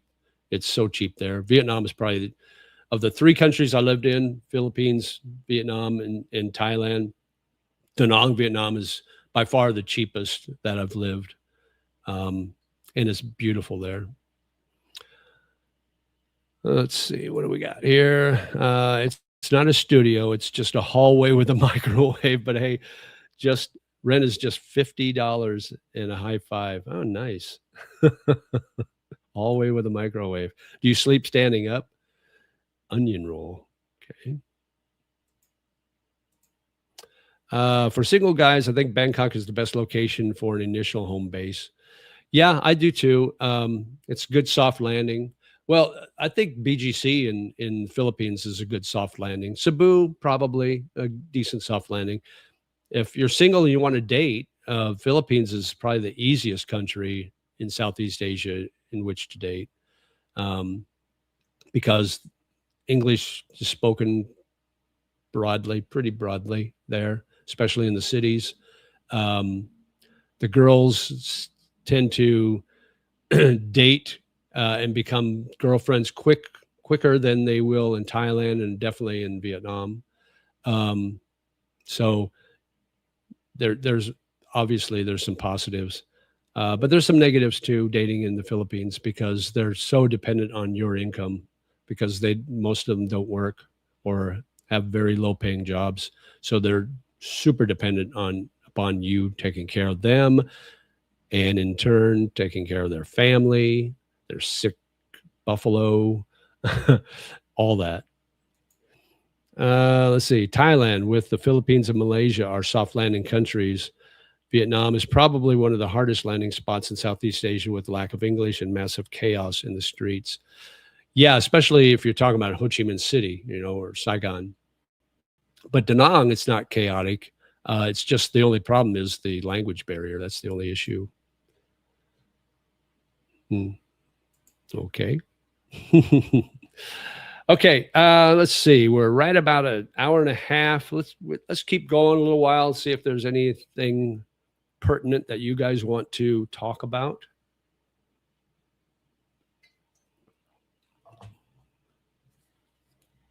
So I got a couple of videos I need to do yet. My interview with my Thai language teachers coming up this week, I think, maybe Friday or Saturday, I think. Let me look to see for sure. I'll tell you when those are going. If you're a member, you've probably already seen them. But if you're not a member, you'll have to wait. So I've got, I've got two. So I went to Pat Pong Market a couple of weekends ago. Pat Pong, if you don't know what Pat Pong is, it's the original red light district of Thailand, of Bangkok. It was where the soldiers, the U.S. soldiers during the Vietnam War would come for their breaks, for their leave. And so Pat Pong is, I did a video on that. So that's coming up on March 6th, which is Friday. And then my teacher interview, True Confessions from a Thai Language Teacher, is coming up on March. Oh, I'm sorry. That's coming up on March 6th, which is Friday. My Pat Pong Market is coming out tomorrow. So you'll be able to see that tomorrow. So anyway, so that's just, that's my next week. And then I got to do these other videos on good news for travelers to Thailand as far as the exchange rate's concerned. I'm going to do a video on Simps versus pay pigs. I'll do a video on that. And those will probably post probably next week sometime on the members site, and then a few weeks or a week after next public. But I heard they're hiring teachers in Thailand for $900 US a month. Okay. I wouldn't doubt it. I'm not interested in working anymore. So, but yeah, I suppose you could. I almost took a job years ago teaching in China. That would have been different. If a guy was to find a girl and eventually get married, are prenups a legitimate option there? I don't know about Thailand, but in the Philippines, it's almost a must. And from everything I've heard, prenups in the Philippines are pretty much ironclad. I would think Thailand probably you should do that. For my mind, it's like if you're going to get married again, and I have no intention, no thoughts about even getting married again. But if I ever did, definitely I would do a prenup. Definitely do a prenup. And it would protect both sides, not just you, but her too. Pat Pong was different back in the 70s and 80s. Yeah, definitely a lot different. Yeah, it's changed. I'm currently in Thailand. I'm going to Nan in a few days. What are your trips for a new Thailand traveler? trips or tips? You going to non? What's non? Vietnam? What are you talking about? Nana? I'm not sure what you mean, buddy. Clarify for me. Before St. Patrick's Day, you should do an episode on JJ's top 3 Irish pubs in Bangkok with a bonus of places with special St. Patrick's Day events, live bands, etc. That's a good idea. That's a great idea. I don't know if I can limit it to 3, my top 3. It might have to be a top 10. I've got that many. I gotta write that down. Top 3 Irish pubs. Perfect. Yes, this will be my first St. Patrick's Day in Thailand. I'm super excited. For whatever reason, I was never here during St. Patrick's Day, and now I will be. So I'm really excited about that. It is a city in northern Thailand. Oh, Nan? Okay. I don't know. I don't know anything about Nan, so I can't help you out on that one. Are you flying in? Is it a big enough city that has an airport? Are you flying in? Are you taking a train? How are you getting up there? Nan is great for nature and motorcycle riding. Oh, so take a bike, rent a motorcycle and bike ride up there. Yeah, Village Farang would know. He lives up in that area. Non-Thailand. Okay. Yeah, I never heard of it, so I don't know anything about it. That's something I need to do, is get out and explore especially northern Thailand, but again, south too, south of Pattaya and south of Huah Hin. There's so much below there. Well, especially south of Pattaya, that goes way down. All I need to get hired as a teacher is native speaking, squeaky clean college degree, a TEFL, teaching experience, and a doctor's note saying I ain't a walking zombie. I've got a TEFL. I've got a 120-hour TEFL certificate, so I could teach. Those never expire. Sapan is a beautiful area in Nan. Okay, cool. I do believe they have an airport, but I'm taking a bus. Okay. Buses are nice. They have nice air-conditioned big buses, nice, lots of room. Nan is beautiful, has a small airport and car rental. Went there last year. Oh, nice. Awesome. Pattaya was a blast. Yeah. Pattaya was fun. It's fun, but a little Pattaya goes a long, long way, at least for me. Okay, do an episode on JJ's top 10 Irish pubs in Bangkok countdown. Maybe another episode with YouTubers, Tyrish, about Irishness in Bangkok. I've reached out to him. I think he's still in Ireland. I don't think he's back here yet. I'm not sure when he's coming back.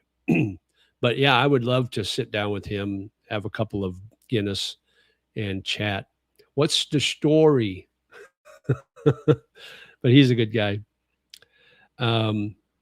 Okay, what else, guys?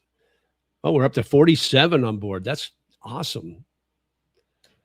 It's my best birthday gift, having you guys on board here. And then tonight at O'Shea's Irish Pub on the rooftop, meetup at 5:30. So if you're in Bangkok, stop by and say hello. We'll be on the rooftop at 5:30 until whenever. I'll buy the first tower of beer. So if you get there right at 5:30, you'll cash in on some free beer. If not, then you're on your own. After that's out, you guys are on your own. Then you can buy me beers, I guess. So let's see. They pay teachers more in Da Nang, but with a lot less hours. Okay. Yeah, I haven't really looked into. I know I have a lot of friends that teach or did teach, but I haven't really looked into what they pay. I know, let's see, when I was looking back, when was that? Shoot, I can't remember how long ago was that. 2016. The contract I signed with the company, it was a 15-month contract to work in China. And I was going to work out of Shenzhen, China, which is just north of Hong Kong. I can't remember what the pay was back then, but it was pretty good. And they pay you a salary, plus they give you an allowance for food. They pay for your room, your housing, and they pay for your transportation to the school and back. So basically, uh, everything was covered. So it was, which was super nice. Um, and then after I started looking at other countries, it seemed to me that Japan paid pretty well. Thailand was okay. Vietnam was okay. Philippines was not. They didn't pay much at all in the Philippines, from what I remember. But I really didn't get in too deep as far as looking. Let's see. I will see you this afternoon. Okay, Marty. Cool. Awesome. Looking forward to seeing you. I haven't seen you for a while. I should definitely see you tonight at O'Shea's for your birthday if you're not too tired of seeing me this week. No, never. Never too tired. I owe you anyway because you bought the beers last time. So if you get there on time so you can get some of the free beer. But yeah, it should be a good time. The rooftop's kind of a neat area up there. And I don't know if they have a live band tonight or not. Let's see, what is it, Sunday night? They may. There may be a footy match that they're going to show on the big screen up there. So they're big into football here, not American football either. So there may be a match that they're going to show. I can't remember if there's something going on or not. I got an Irish buddy that said he was going to watch some match tonight. So I'm not sure if it's at O'Shea's or somewhere else because I know he likes to hang out at Robin Hood sometimes. I've only been to Robin Hood once. Robin Hood's right on the corner of 33-1, right on Sukhumvit. They got a nice, like a wraparound porch, outdoor porch, so you can sit out and watch people walk by, which is a great pastime here in Bangkok on Sukhumvit Road, watching people walk by because it's quite the parade.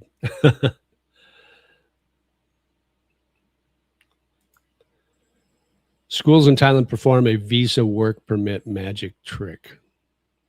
So I've heard that they're either changing the ed visa or they're adding an ed visa to like a super visa, or a ed visa plus or ed plus visa, where if you've got an education visa, you're allowed to work part-time here in Thailand while you're on that education visa. And after you're done with your education visa, you can stay up to 1 year to look for work here in Thailand.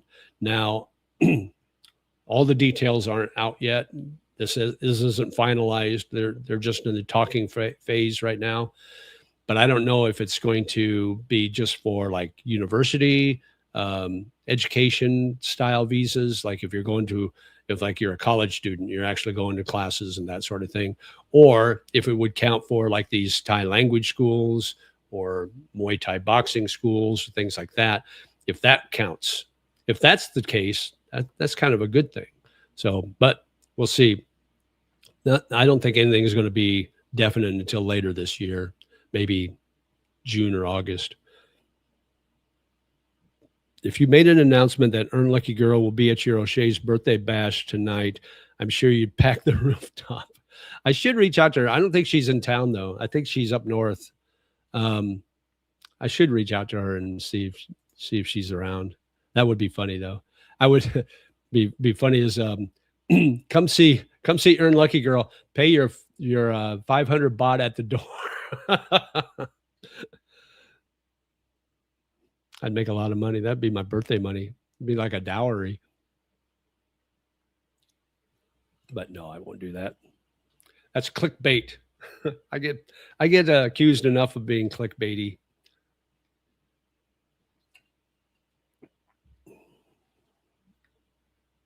What else is on your guys' mind? I will reach out to Earn. I can't remember. She messaged me this earlier this week, talking about doing another video together, but I can't remember if she said when she was coming back. Let me see if I can find it.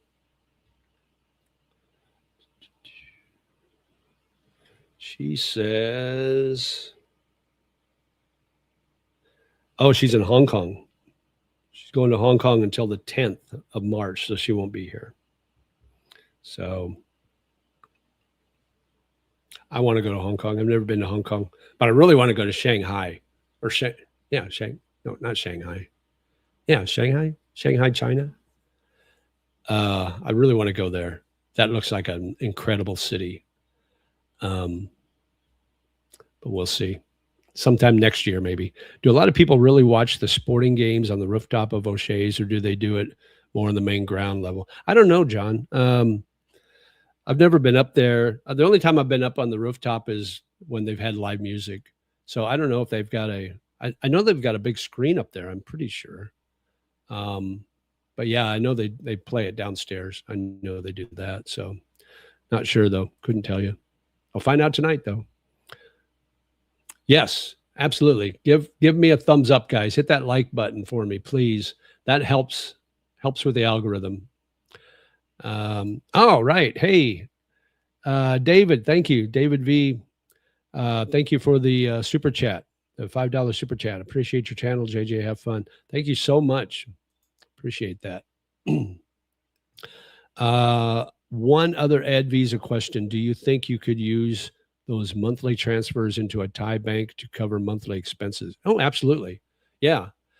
From what I understand, as long as it's coming, the transfer is coming from outside the country, outside Thailand, and Marty mentioned this earlier, you can use that 65,000 baht for, like, I use it to pay my rent. I use it to pay my utilities. I use it to pay when I'm out buying groceries or restaurants or at the mall or whatever. Yeah, you can definitely use it for your daily or monthly expenses. That's what it's for.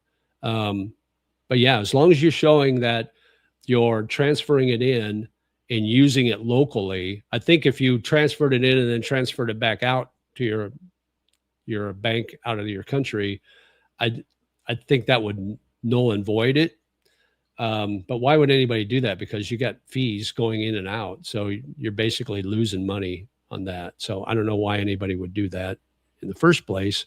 But yeah, definitely you can use that. As long as you're showing that you're putting that money in and it's being used within Thailand. I think that's all they care about. It's like, oh, you're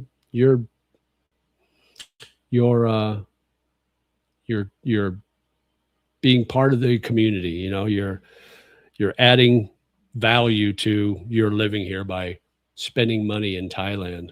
That's what they're most concerned about, I think. So let's see. We'll go another 15 minutes and maybe more, depending on what the chat's like. Because right now it's all you guys. I'll just talk to you about what's on your chat, what's on your mind. I haven't eaten yet today, so I got to do that. I got to think about what to have. I've been eating a lot of street food lately, and it's been so good. I went to SW1, I think it's called. It's a little street market, a little night market between Asok and Nana BTSs. And I've been there before, and it's a little high priced. It's real touristy. It's a little high priced. And the first time I was there, the food was just okay. But this last time I went, the food was excellent. It was really, really good. I had a steak, and I had like a chicken kebab with chicken and veggies, and I had a couple other things. But it was really, really good. A little pricey, a little higher priced than other places, but it was really good food. And then a couple of weeks ago, I went to Ton Sai Market, which is off the Bering BTS on the Sukhumvit line, which is almost as far south as you can get on the BTS, on the Sukhumvit BTS, and still be in Bangkok, basically. But that was a really neat market, and hardly any foreigners there, almost all locals. I did a video on it, and it didn't get a lot of views. I was kind of surprised, kind of disappointed. So if you haven't seen it yet, go check it out. But Ton Sai Market is really neat because it's super cheap. They've got really good food. In fact, I had steak there. I had 100 grams of steak, cooked really well. I mean, not like well done, but cooked perfect and seasoned perfect. Tasted really good. It was 90 baht for a 100 gram, which is about what, 4 or 5 ounces or 6 ounces or whatever. Anyway, super good, super cheap, 90 baht, which is like under $3. I mean, for a steak. And then I had sausage, I had barbecue chicken, I had all kinds of stuff. And they have live music there. They have two bands, one in the front, and then one little bar area in the back that opens up late, where they get really crazy there. They sing a bunch of Thai songs, and all the people in the bar, they're singing along. All the customers, they're all singing Thai, and they're just having a great time, drinking their Chang beer or whatever, just having fun and dancing and all this. So I got some video of that. That video is old video from like the first time I came to Bangkok, and went to that market. But man, you should check it out. If you haven't checked that video out, it's a pretty neat video. I think it's a nice video. What is the total stay time with an ed visa and looking for a job? So I don't know about the job thing, because that's not anything definite yet. But from what I've been reading, they're talking about after you're done with your education visa, you can stay on it for a year while you look for work. That's kind of in the talks. So, but nothing's decided yet. My school it's 14 months total. So I think I can stay on it. I think my last extension will get me to that 12th, 13th, and 14th month, I think. I'm not sure though, but yeah, it's usually about a year, and then you have to apply again if you want to continue. I think you have to apply again. That makes sense. It makes this happen sooner for me. Okay.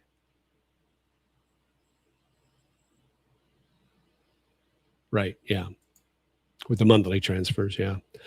I love the breakfast deal at O'Shea's. Not to sound negative, but every time I go to O'Shea's for breakfast, the waitresses aren't very friendly. Very few smiles and some almost passive aggressive. Yeah, I've noticed that too. And I still like O'Shea's. Some of the waitresses are super nice. Some of them, maybe they just don't like Farang. I don't know. I'll tell you the place that the waitresses are super sweet. Two places. One is at, and it's owned by the same people that own O'Shea's. It's PJ O'Brien's up on Ekamai, between Ekamai and Broncano. That's a really nice place, and they've got good food there too. And the waitresses are super nice, but they're all from Myanmar. And another one that's where the waitresses are really nice is right across the street from O'Shea's, which is the Laughing Tiger, which most of the waitresses there are from Myanmar. There's a couple that are Thai, but the majority of them are from Myanmar. But they're super nice and super friendly and always smiling, and their English is really good. Now, the O'Shea's waitresses, their English isn't that great. So that might be part of the reason why they don't seem as friendly. I think that might be it. But what is the best month in Bangkok to get the best condo rental prices outside of the burning season? And what areas in Bangkok do you recommend that is close to an arts district and metro? I don't know about the arts district. Marty can probably answer that. But the best time as far as prices probably would be the hot season we're moving into right now, which would be March, April, May. Those are going to be a real hot season. And then when you get into June, July, August, that's the rainy season, maybe into September a little bit. That's the rainy season. So you're probably going to get better deals in those time frames. If you want a soft landing anywhere along Sukhumvit from Anut down to Nana, or maybe even a little farther, like Chitlom or Plon Chit, those areas are probably going to be a little higher priced. But anywhere between, say, Nana and up to en route, or all points in between. You can probably find a decent area that's walkable. It's got everything you need as far as food, groceries, malls, hospital, restaurants, bars, all that, coffee shops, barbers, whatever you need. You're going to find in most of those areas. So that would be the easiest soft landing in my mind. So 14 months for ed visa, and then how many more months to look for a job? Well, like I said, it's nothing's been decided yet. Nothing's official, but they're talking about 12 months after your education is over to get 12 months to look for work here in Thailand. But right now, that's just in the talking stage. They're just talking about it. There's been nothing decided. So don't put the cart ahead of the horse. Great information. Thanks. No problem. Appreciate you watching. Let's see, where are we at here? We got about 8 minutes until the top of the hour. So we'll go to the top of the hour and see where we're at as far as people on board and whether we want to keep going or not. I'm not sure what to call an arts district. I think the arts are spread out. Yeah, that's what I was thinking too. It's probably a lot everywhere.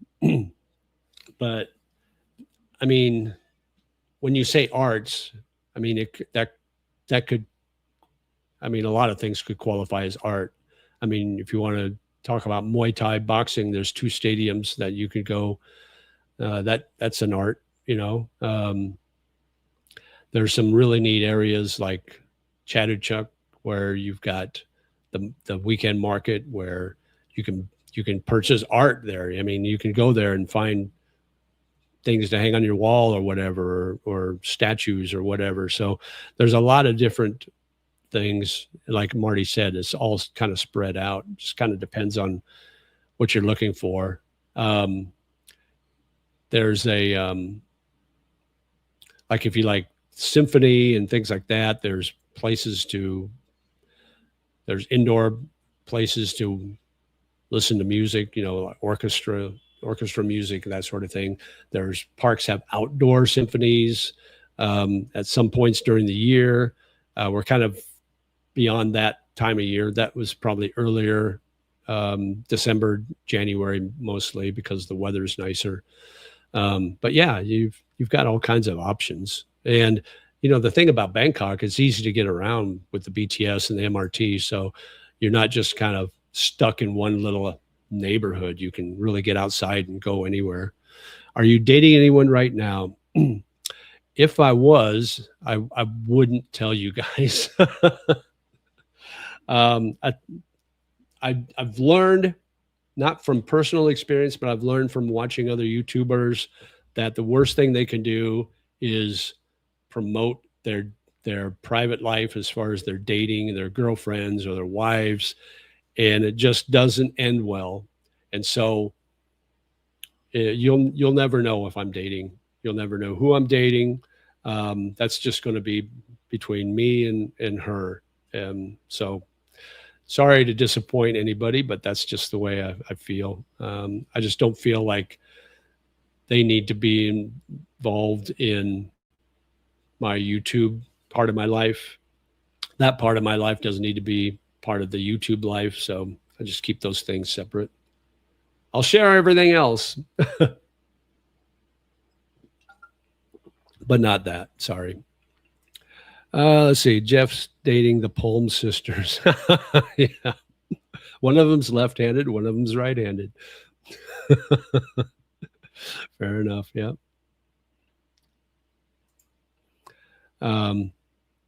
Rosie Palm and her 5 sisters. That's what I'm. I used to be a performing artist magician. Oh, okay. Appreciate community and creative types. Cool. There's a so the bar that I was telling you about, PJ O'Brien's down in Ekamai in Procanon. They have an open mic comedy night there, and I'm not sure what night it is, but if you're into comedy, if you like stand-up, if you do stand-up, check that out. Also, there's a bar right behind W District, which is also in Procanong. Um, it's called Fishbone, and they do live music every night. But I think on Mondays it's open mic. So if you go in, they've got a band that plays. But if you want to bring in your own instrument or use the instruments that are there, you can sit in, play drums, play bass. I've seen a guy do bass there before. If we want to sing, uh, feel free to join the band, whatever the case may be. They've got that there. So there's a couple of places that do kind of things like that, which is kind of cool. So that's a yes. Congratulations. Pamela and Handria. Palmela and Handria, right? How'd you know their names? Is Western fine art appreciated in Thailand? I don't know. I suppose to some extent. But I don't know. To me, it's like I love Asian art. I love like my Buddha in the back. I don't know if you can see it, but you can't. But I got a Buddha statue in the back there. I just love that kind of art. It's kind of neat because I never grew up with any of that, so it's all different to me.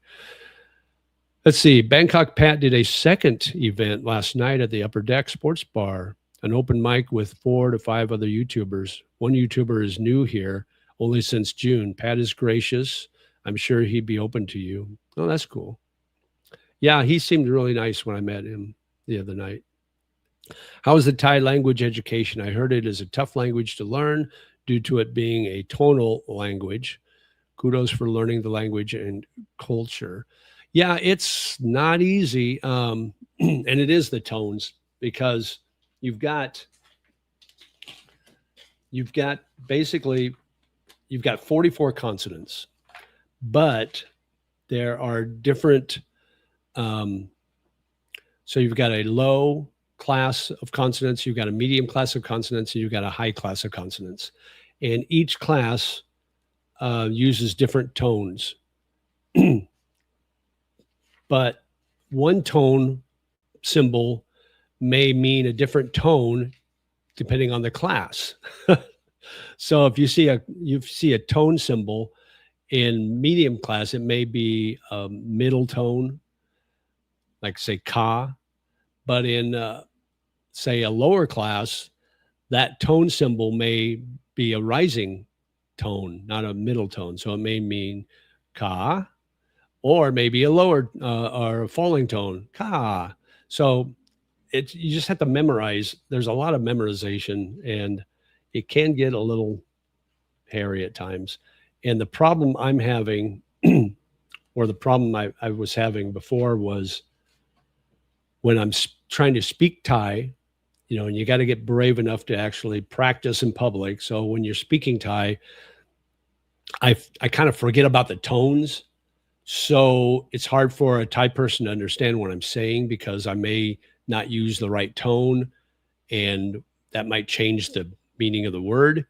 So they have to listen to me a couple of times, and when they kind of get the context of what I'm saying, then they can understand what words I'm trying to say. So I kind of put the emphasis on them to understand me rather than learning the tones a little better. But I'm getting there. It's a slow process, but it's been fun. Let's put it that way. It hasn't been stressful. It's been more fun. Let's see. But tones are only an issue 2% of the time, I heard. No, not really. Tones are an issue 100% of the time, I would say. Because if you like just the word ka, if you use the word ka in 5 different tones, there's ka, which is middle tone. There's ka, which is high tone. There's ka, which is low tone. There's ka, which is falling tone, and then there's ka, which is rising tone. So if you use that, you change the meaning of the word depending on the tone. So it's very prevalent all the time. So Yeah.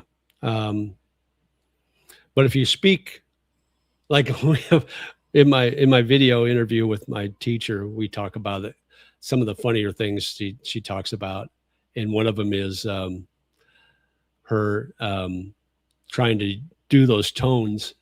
And one of our students, one of the students in my class, was trying to repeat, and he was kind of tone deaf, I could think, because he wasn't hearing what she was saying. So every time he'd repeat, it was always the same. It was always ka ka ka ka ka, which I thought was kind of funny. But anyway, let's see. Right, because of the tone. Yeah, exactly.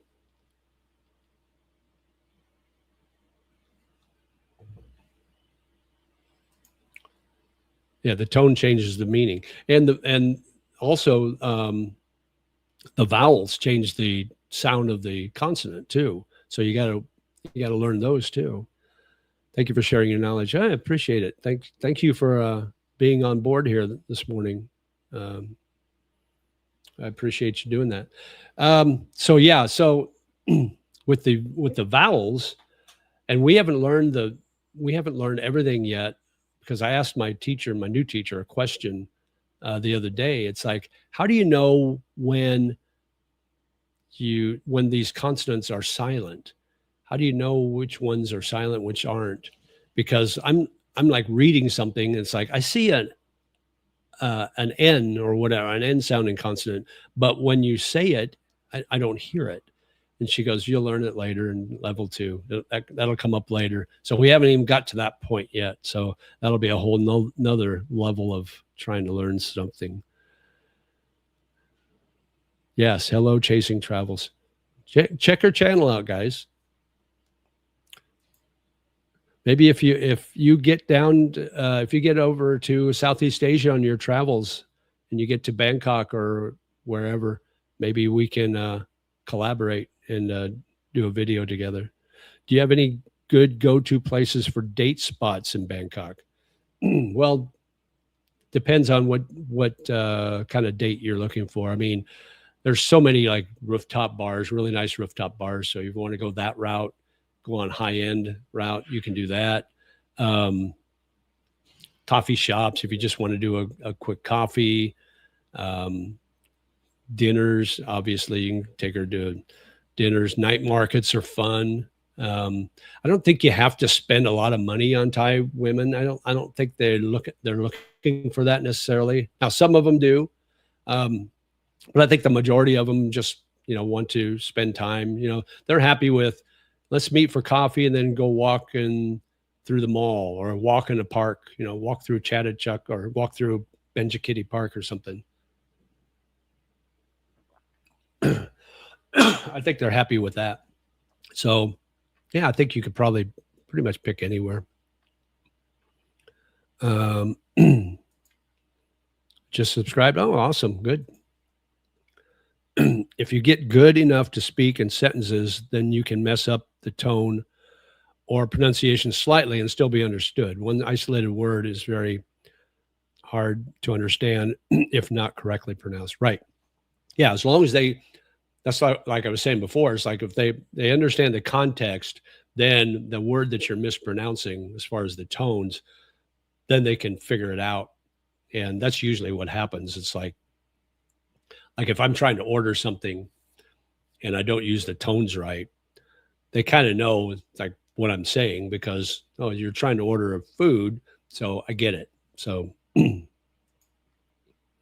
thanks for your thank you, kind souls. Yeah, absolutely. How many subscribers do you have right now, Chasing Travels?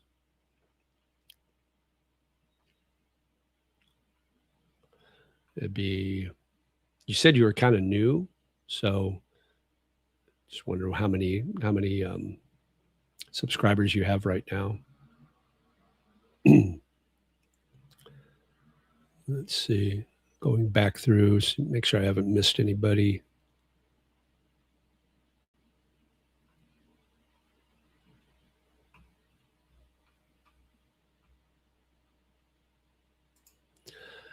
Do you think Thai women are getting westernized by social media? It has such an impact on our society. I think it's getting there, um, but right now it's still not as bad as, say, the Philippines is getting kind of bad as far as being westernized. But yeah, it's kind of one of those things. Maybe in 5 years from now, you're going to find that things are going the way they are going now in the West. That it could spread. But if you're looking to find a girl, now's the time to come before all that changes. But I think also Thailand's different because they've never been colonized, so they don't have that Western mindset to begin with. So they're very traditional, and I think that's going to help. I think that's going to be a good thing. Why is JJ a lonely bull? Having love life trouble? No, no. I took that when I was a kid. My mom used to listen to a band called Herb Alpert and the Tijuana Brass, and they had a song. You can look it up on YouTube. They had a song called "The Lonely Bull," and I really liked that song. And later on in my life, when I became an adult, I was always kind of a loner. Never stayed in one spot long. Always changed jobs. Always moved all over the country. Lived in 8 different states, and then moved here. So I was always kind of a loner. And never really bothered me to, like, when I moved to Asia. It's like I never thought twice about it. It's like, yeah, I'm just felt like just another move. So I've always been kind of that loner, always that black sheep of the family. And so that's always kind of stuck in the back of my mind. And so when I started this YouTube channel after I retired, I'm trying to think of a name for my channel. And I used JJ because JJ was my radio name when I was in radio. And I thought, I'm kind of a lonely bull, and I really like that song. I wish I could buy the rights to it so I could use it as a theme song. But so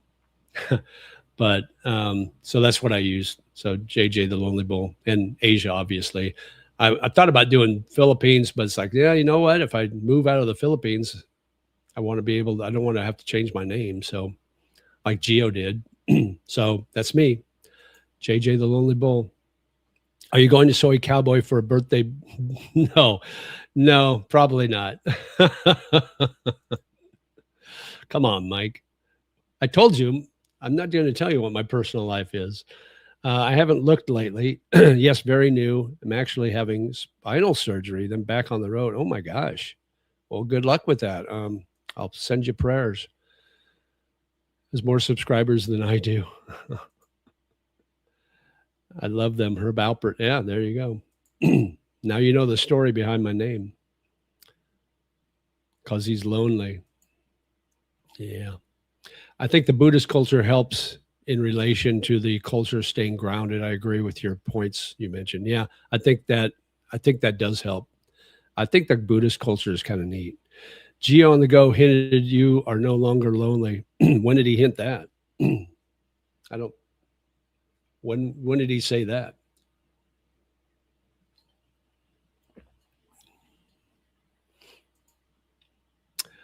Ace Bachelor JJ is still available. That's all that's available. You got Ace Bachelor Cool, Ace Bachelor Tom, whatever. Have you seen the idiots vloggers over there in the Philippines that are attacking each other? It's like, oh my gosh, it's getting out of hand. There's this one guy, I can't remember his channel name, but he constantly his whole content is attacking Philly in the Philippines. Now, if you guys are familiar with, I know Ace Bachelor Tom probably knows who I'm talking about, and if Damn Cars is still on, I know you know what I'm talking about.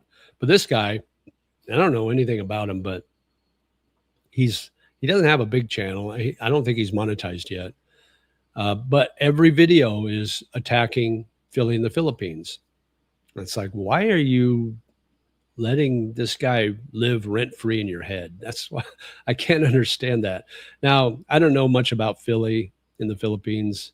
I know he used to be in Anglo City and he used to have a very popular channel. Then he moved to a province, and I don't know what's going on with him now, but that's been over a year ago, I think, more than a year ago, probably. But it just seems like it's kind of odd that one guy's channel is specifically aimed at attacking another channel. Just seems kind of odd to me.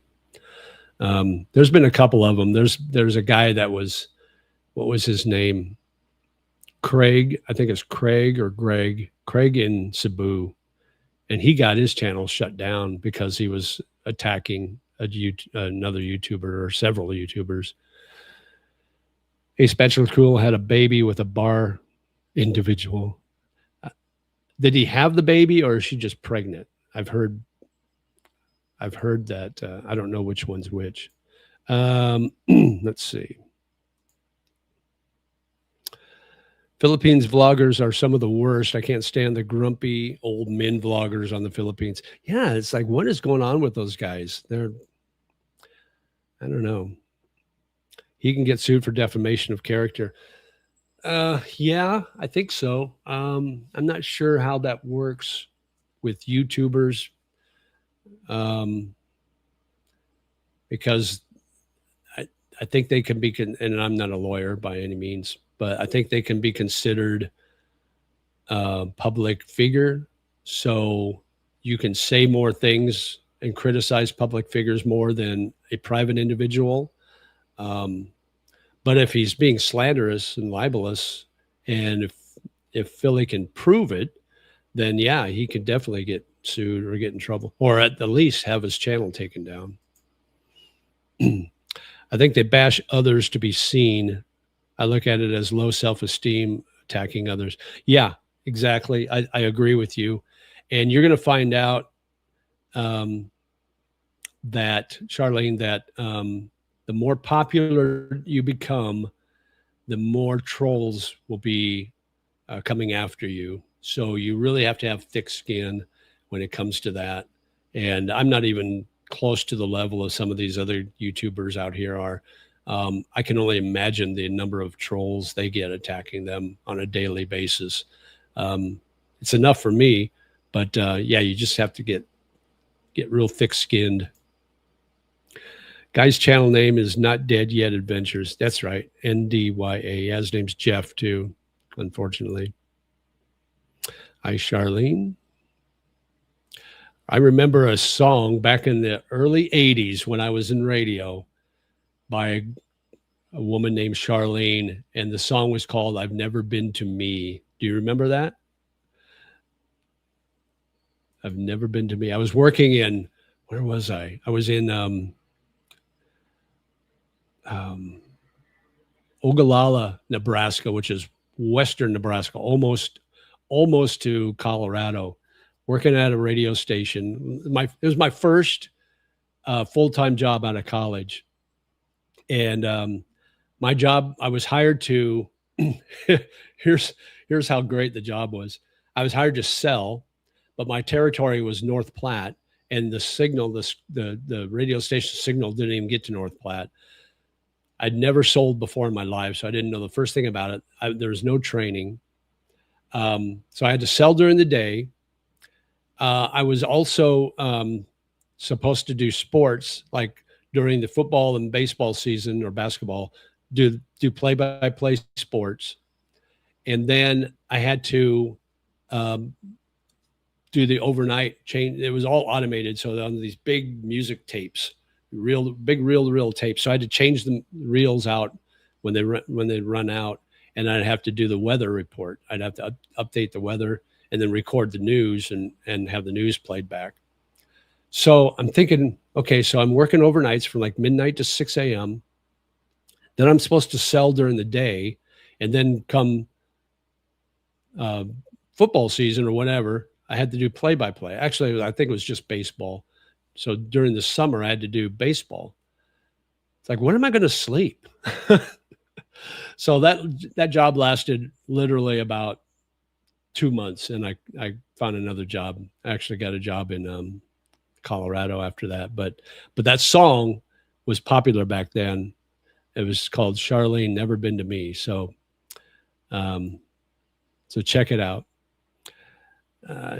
Charlene's channel is called Chasing_Travels, at Chasing_Travels. So check her channel out, guys. I'll check it out when I get off. Actually, you know what? I can look it up now, maybe. Hang on just a second.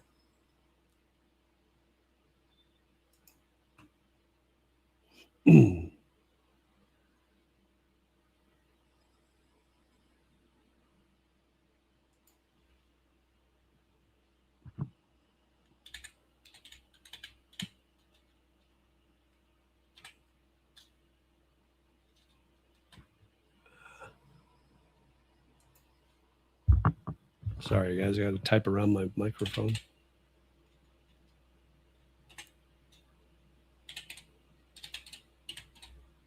Okay.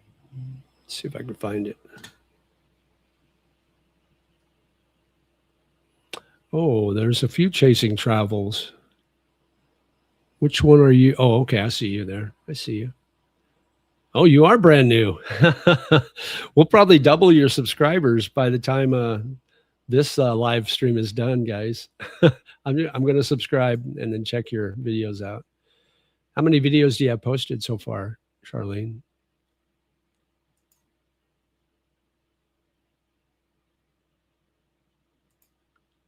Let's see. Playlist. One video. Okay. That'll be easy. I'll watch one video. Cool. Okay. I just subscribed. So there you go. We're going to double your subscriptions before the end of this video, before the end of this live stream.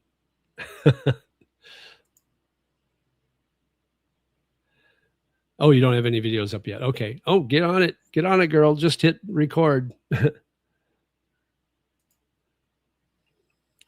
whooping 0 so far. Well, we're all anxiously awaiting that first drop of your first video. So, so as soon as that happens, make sure you let us know. But and good luck on your surgery. I hope everything turns out okay for you. All right, guys, we've been going about 2 hours and almost 2 hours and 20 minutes. So I think I'm going to call it a day. Appreciate y'all. If you're a member, thank you for being a member. If you want to be a member, it's only 99 cents a month, and you get to see my videos before anybody else does, before they go public. Thanks again to David V for the $5 super chat. I appreciate that. And thanks for everybody coming on board. Have yourself a great day and or night, depending on where you're at. If you're in Bangkok, come to my meetup tonight at 5:30 at O'Shea's Irish Pub on Sukhumvit 33/1, right off the Prompong BTS. And I'll see you there on the rooftop, 5th floor, 5:30 tonight until whenever. And as always, live life, my friend. Sabai, sabai, and we'll talk to you again soon. Take care. Bye-bye.